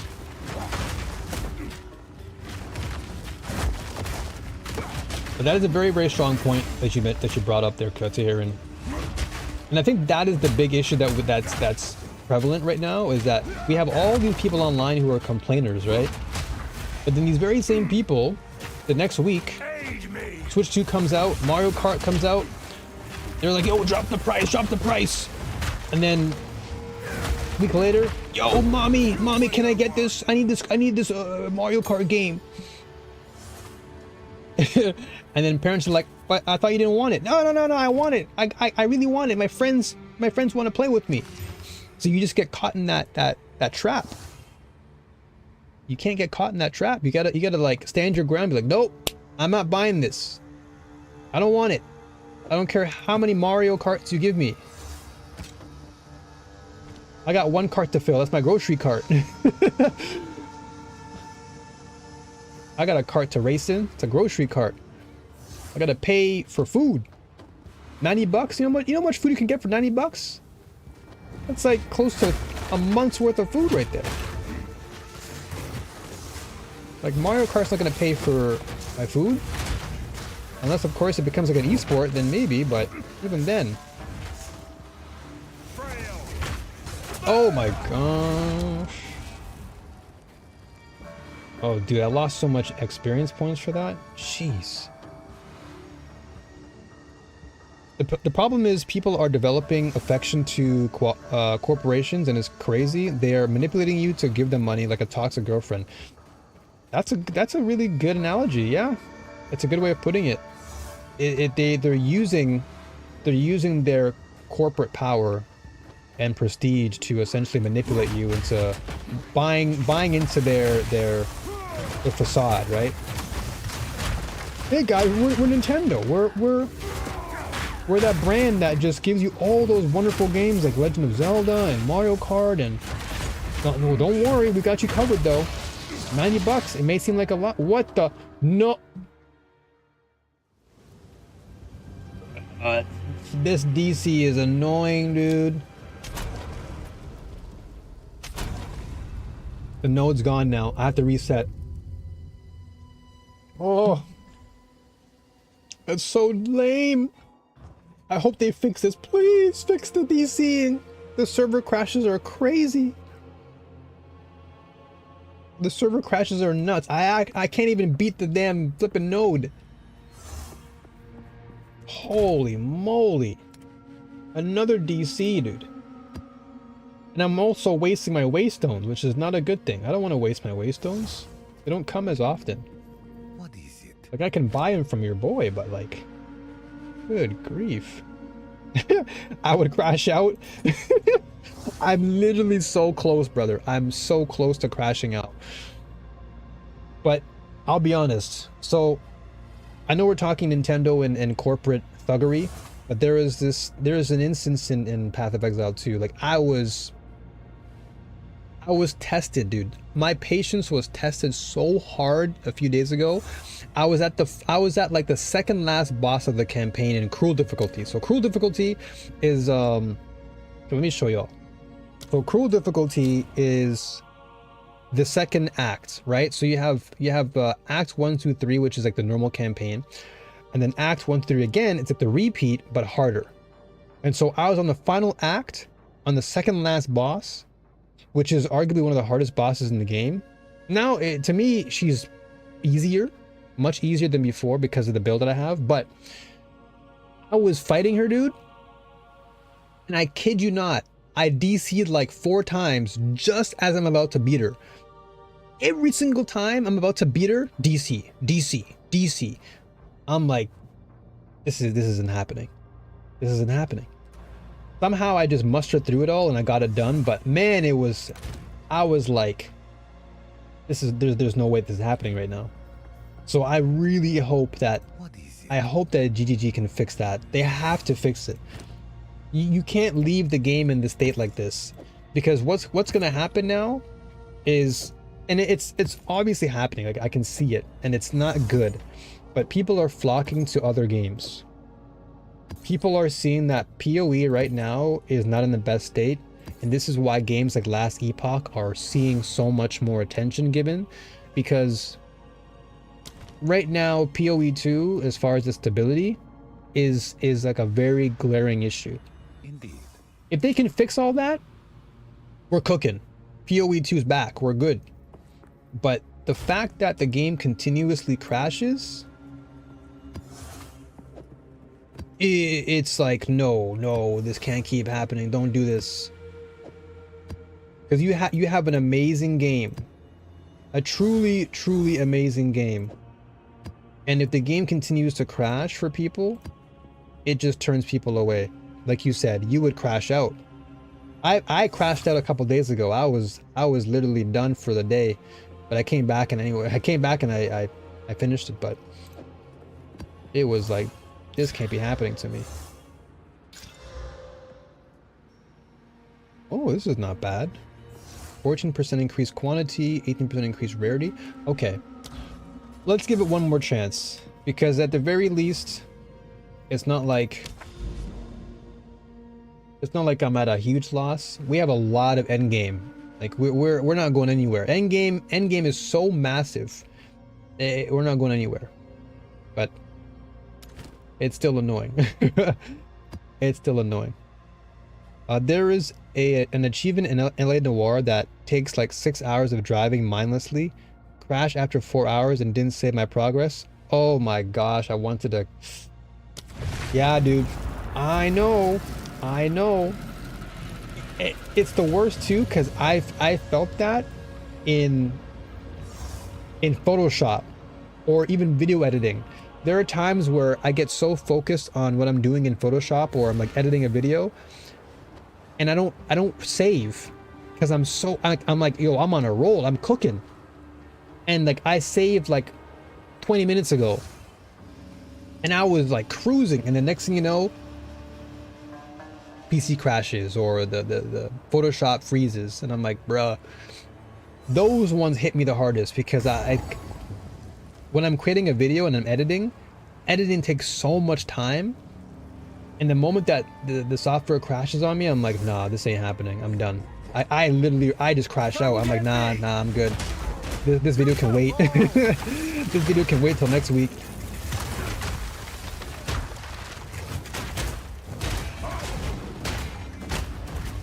Luckily for Path of Exile though, everything is random, so like these monsters are not the same monsters I fought from before, so that is a positive. Like, even if I get bodied or I get DC'd, I'm not fighting the same monsters every single time, which is a good test. So I don't necessarily feel completely defeated, but it still sucks though when you're actually progressing and then you just get cooked, because the game's like, nah, you went too far, brother. We don't want you progressing in this game right now.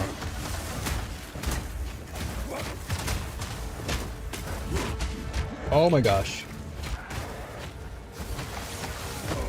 But yeah, if we DC again though, I'm done. If we DC again, I'm finished. At least for today.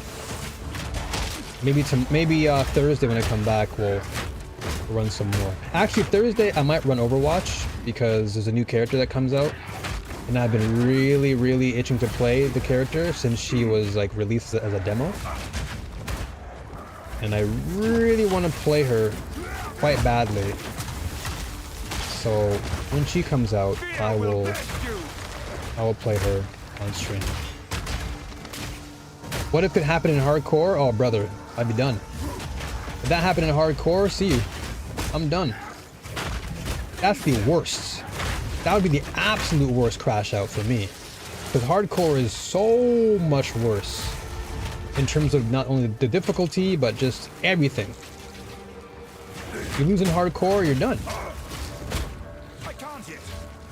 Like, I'm okay with losing in hardcore via a boss or whatever, you know, I get cheesed out, whatever. But if I get DC'd in hardcore as I'm fighting the boss, and then I lose as a result of that, that would hurt. That would hurt. Overwatch? The F? Yeah. I mean, last time I played Overwatch on stream, I swear you were here last time when I played Overwatch. I swear you were here last time. Actually, in Overwatch, what was it, like, about a few weeks ago.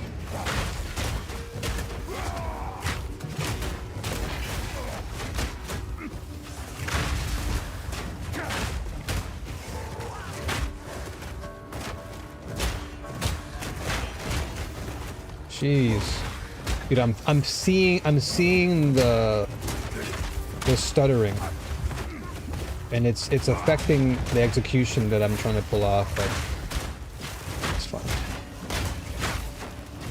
Just gotta muster through it. This is a test of my patience, like for real. Actual test of patience. Mental endurance. Oh my gosh, you see that? I have a feeling it's gonna DC very soon. When I see that huge stutter, I'm like, nah, it's coming. Dude, I can't even see the enemy because the teleport's in the way. Okay, I'll move him around. Come this way. But I can't even see anything.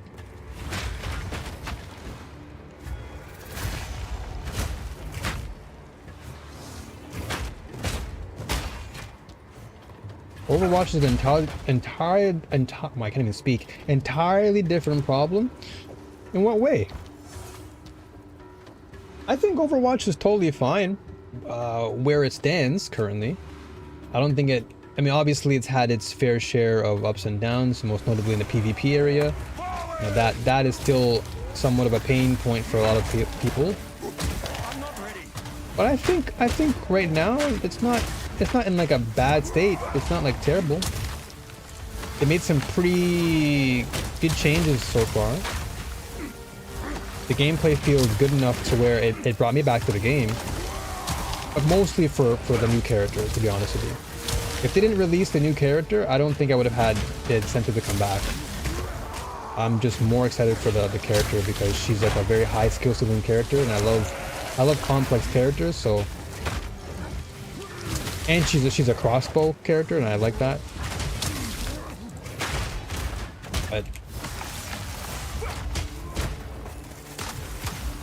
I mean, if Overwatch didn't go through the whole PvE fiasco, I'm sure people would have a different thing to say. And then, of course, you know, the Overwatch League falling apart and all other stuff. I mean, the game has seen better days. Let's put it that way. Overwatch has seen better days. Oh, corporate greed. Well, it's good that what's his name? Bobby Kotick, or whatever you call him. Kotick. Kochek, I think his name was. Bobby Kochek. I'll just call him Bobby, alright? For sure. Call him Bobby. Bobby was the reason why I think a lot of Blizzard was just suffering. Like the whole entire Blizzard Corporation was just suffering because of him. Because Blizzard, I love Blizzard. Like if there's any company that I would chill for, it would be Blizzard. In the golden days, like in the golden age of when gaming was really popping, I was a shill for Blizzard. I was playing Diablo 2, I was farming in World of Warcraft, I would play World of Warcraft 3. Like, I love Blizzard games. Hearthstone. Like, I would play every Blizzard game. Overwatch. And even now, like, I still appreciate Blizzard, but... Yeah, like you said, the corporate greed and Bobby being at the top really hurt them. Really hurt the brand. Now that he's gone, it's good, but the damage has been done significantly. So hopefully, with Bobby gone and Microsoft owning them, I really hope that they can bring back the Blizzard of the golden age of when they were really cooking. Like, we can kind of see it now in a way, but it's gonna take some time to really bring Blizzard back to their standards, or high standards. Because it's definitely seen some issues.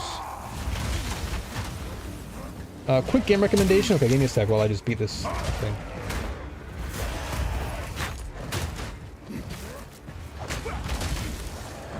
Blizzard is greed as F, and there was the SH. Yeah, that really crippled them, I think.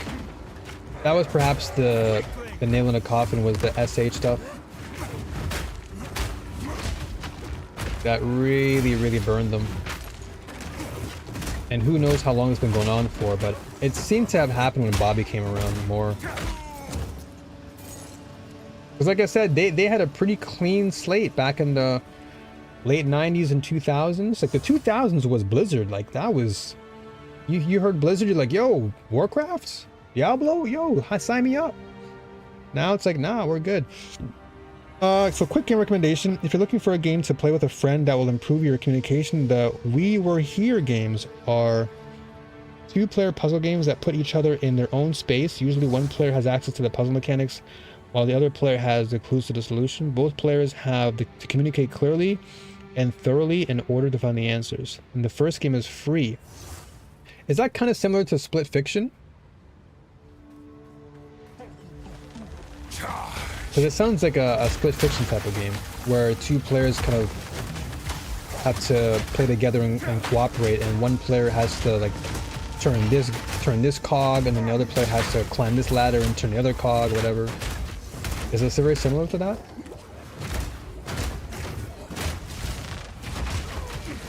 Oh yeah, yeah. I definitely read into the whole stuff with Blizzard. It wasn't the most entertaining thing to read, to say the least. But and of course, it is in the past. There's only so much we can do. I'm pretty sure that those people that were a part of that whole generation of plebs, I'll call them, I think they're gone. I think they've resigned or they've been fired. So I think like I said, we can only hope that Blizzard regenerates and redeems themselves in some way. But it's gonna take some time. Yeah, it was definitely scary though. And I feel for the people who had to go through all that crap. It's not easy to go through all that nonsense and just kind of... And I mean, it happened to Bungie too, right? Which is another scary thing. Like, even Bungie went through the whole SH nonsense recently.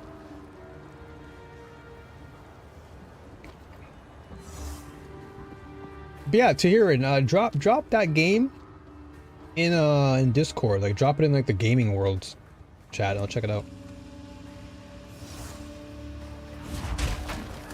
The guys that got caught. Yeah, that's true. The guys that got caught. That is true. We don't know if it's still happening, but I doubt that it's happening now, because now, like, so many people now are aware of what's happening that I don't think Blizzard's gonna want to take any more risks, especially with regards to their branding. They've already been hit so hard with Bobby at the helm, and then of course, as you mentioned, with the whole fiasco with employees being inappropriate. So, where's this guy?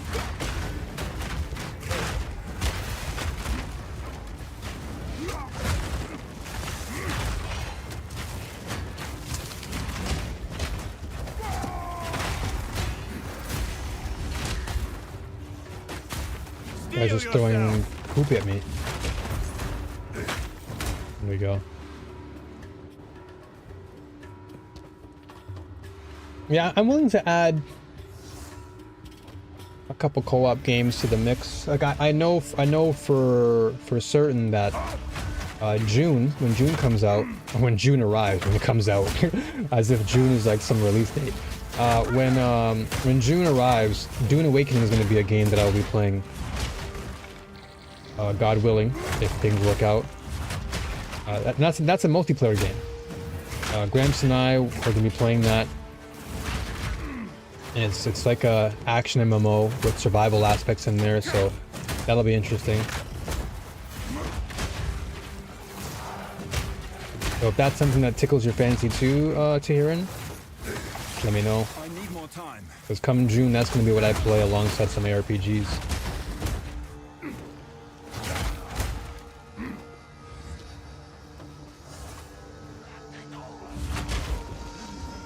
Because right now, as far as Bungie's concerned, I'm kind of done with Bungie. I don't know what to say about Marathon right now. And then Destiny is just, well, not too sure what Destiny has to offer anymore. Which is sad, because it's like a game with so much, and yet crippled by arrogance.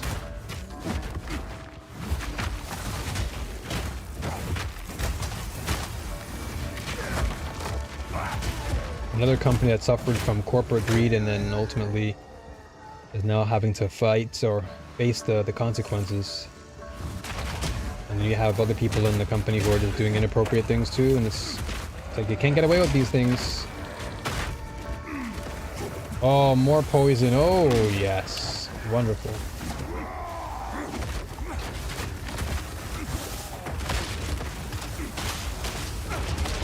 Sheesh. Lost so much XP for that. Good grave.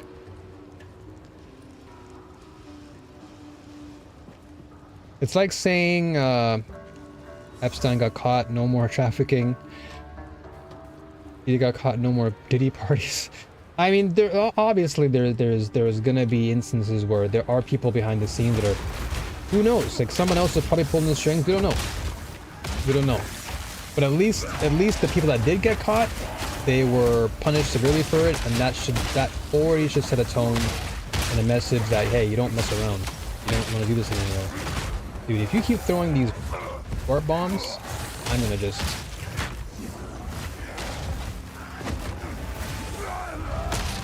Dude, these fart bombs are crazy.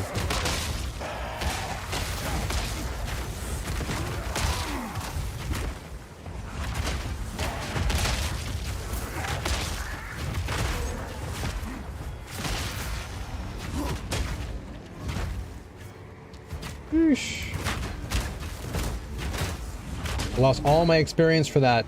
All the experience I just gained is gone. The fact that Destiny still has a player base in spite of all the bad decisions and is a testament to how great the game was in its heyday. Facts. Facts. Like the game at its core. The game at its core is amazing. Like there's nobody who can dispute the fact that when it comes to Bungie and their gunplay, I don't think anyone can come close to what Bungie has to offer when it comes to their gun game. I would maybe argue Warframe, but like they're more aligned with like the fast-paced, sliding and weaving and dodging, but a gun game in Destiny is unlike any other game. Like when you play Destiny, you're getting a gun experience that that trumps even that of like COD,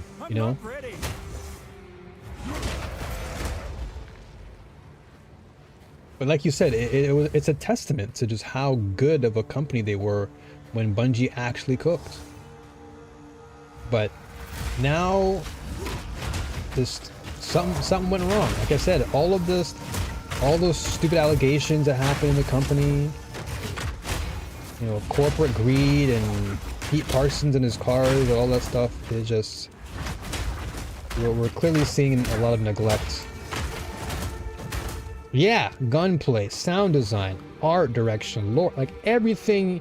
You truly cannot argue that Bungie in their heyday, when they cook, you have some of the greatest experiences in any game.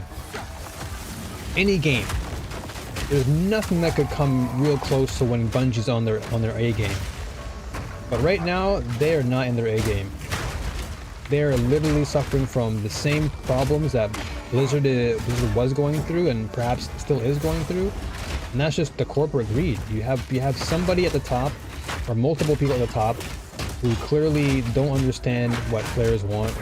And all they want to do is fill their pockets, or in this case, fill their garage. And yeah, it's unfortunate. I'm gonna do some homework. Have a good day with no crashes. Thank you so much, brother.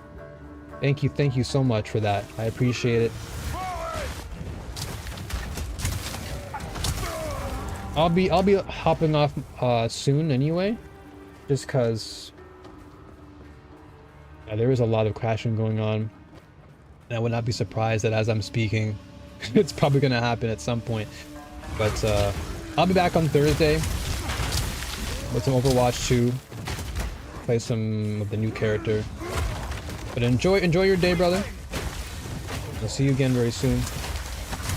Always a pleasure seeing you and talking to you about these things. It's always nice to have a deep discussion and have an open mind about it.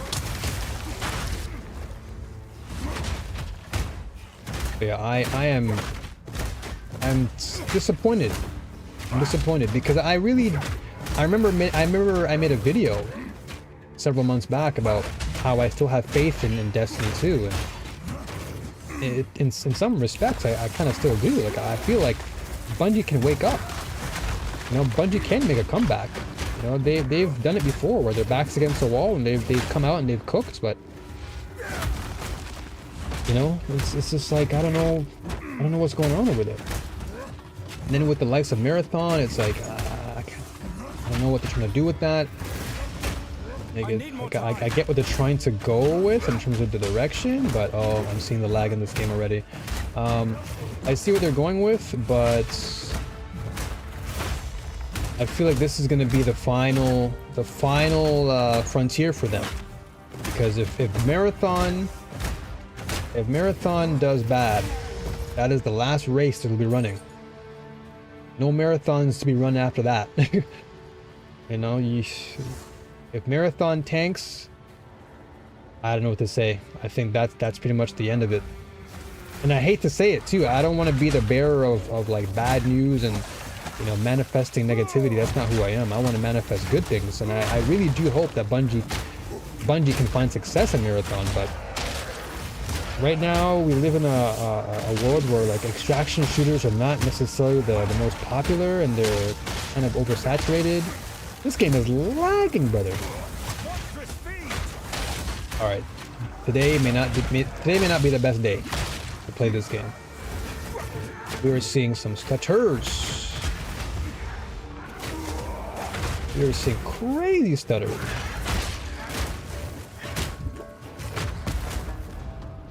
But yeah, it's really going to determine Destiny's fate here. It's the irony, because their name is called Destiny, and like Destiny right now, the fate is their fate is really tied to Marathon. Because they can't afford to lose Marathon. If they lose on a Marathon, that's gonna cripple a lot of their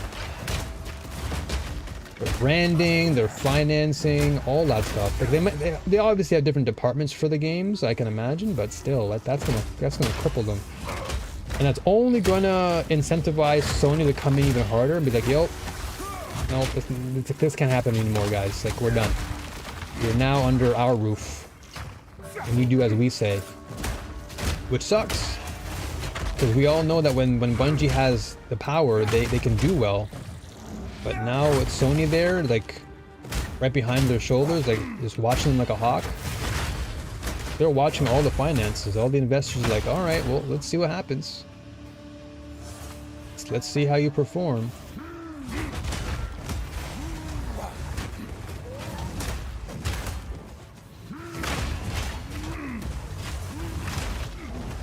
It's rough because if you go back to the Marathon Vidoc from like 2 years ago, you can see a vision for a game that was transformative to the extraction genre.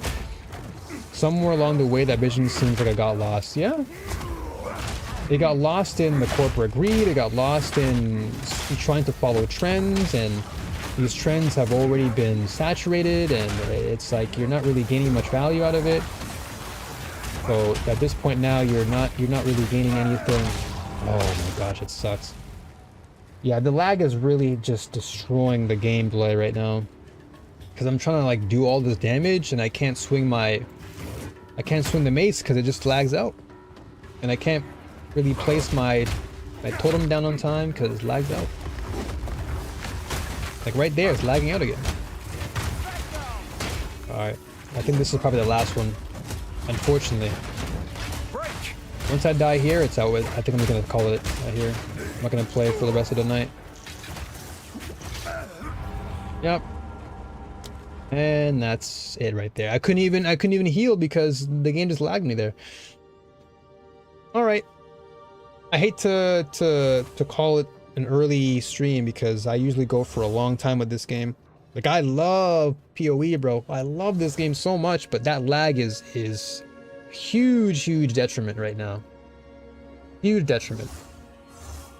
It's why I'm considering just maybe saving up and grabbing Diablo 4, but we'll see. I'm not gonna rush right now. Maybe I'll just give it like an evening to, you know, iron itself out. Maybe tomorrow will be a brand new day and it'll be better, but until then, I'll call it on that. It's rough because, yeah, so I definitely see where you're going, Tihirin, with regards to Bungie. Their vision definitely was dismantled at some point. Something happened along the way, and I would not be surprised if it had something to do with the whole fiasco pertaining to, you know, developers leaving, like very important people leaving the company. I think that contributed to a lot of what that vision had entailed, and that vision now has been broken up into different fragments. Those fragments are gone, and now you're left with smaller fragments that may not have the same vision in mind. So you're left with a pretty empty plate in that case. So it sucks. But one can only hope that in times of trouble, in times of trials, that's usually when your faith is tested, your patience is tested, and so this is perhaps the biggest test for Bungie to see whether or not they can cook. And again, I can only pray for them that they do well, because I would hate to see someone like Andy go. Andy's a wonderful guy. He's always a chill dude, but only time will tell, I guess. But until then, Tahirin, thank you again, homie, for stopping by and bringing that good energy, that good vibe as you always do. Love seeing you. I'm gonna go ahead and call it a day here. Shout out to PPG and Gramps for coming through. Appreciate you both. I'm gonna definitely take a bit of an evening break from PoE, and hopefully the lag and all that disconnecting will just disappear, hopefully by tomorrow or the end of the week, because they may be dropping a patch soon. But yeah, until then, new warriors, as always, you know what it is. Stay strong, keep fighting, and may the force be with you all always. Check out advanced.gg if you want to take part in some additional supplements that are premium. Advanced.gg has all that you desire, whether you want focus, energy, sleep, a boost in your day. Advanced.gg has all of the supplements needed. Use code NEWENERGY10 at checkout for 10% off your next purchase. Until then, take care, have a good one. I'll see you again on Thursday for a little bit of Overwatch 2. All right?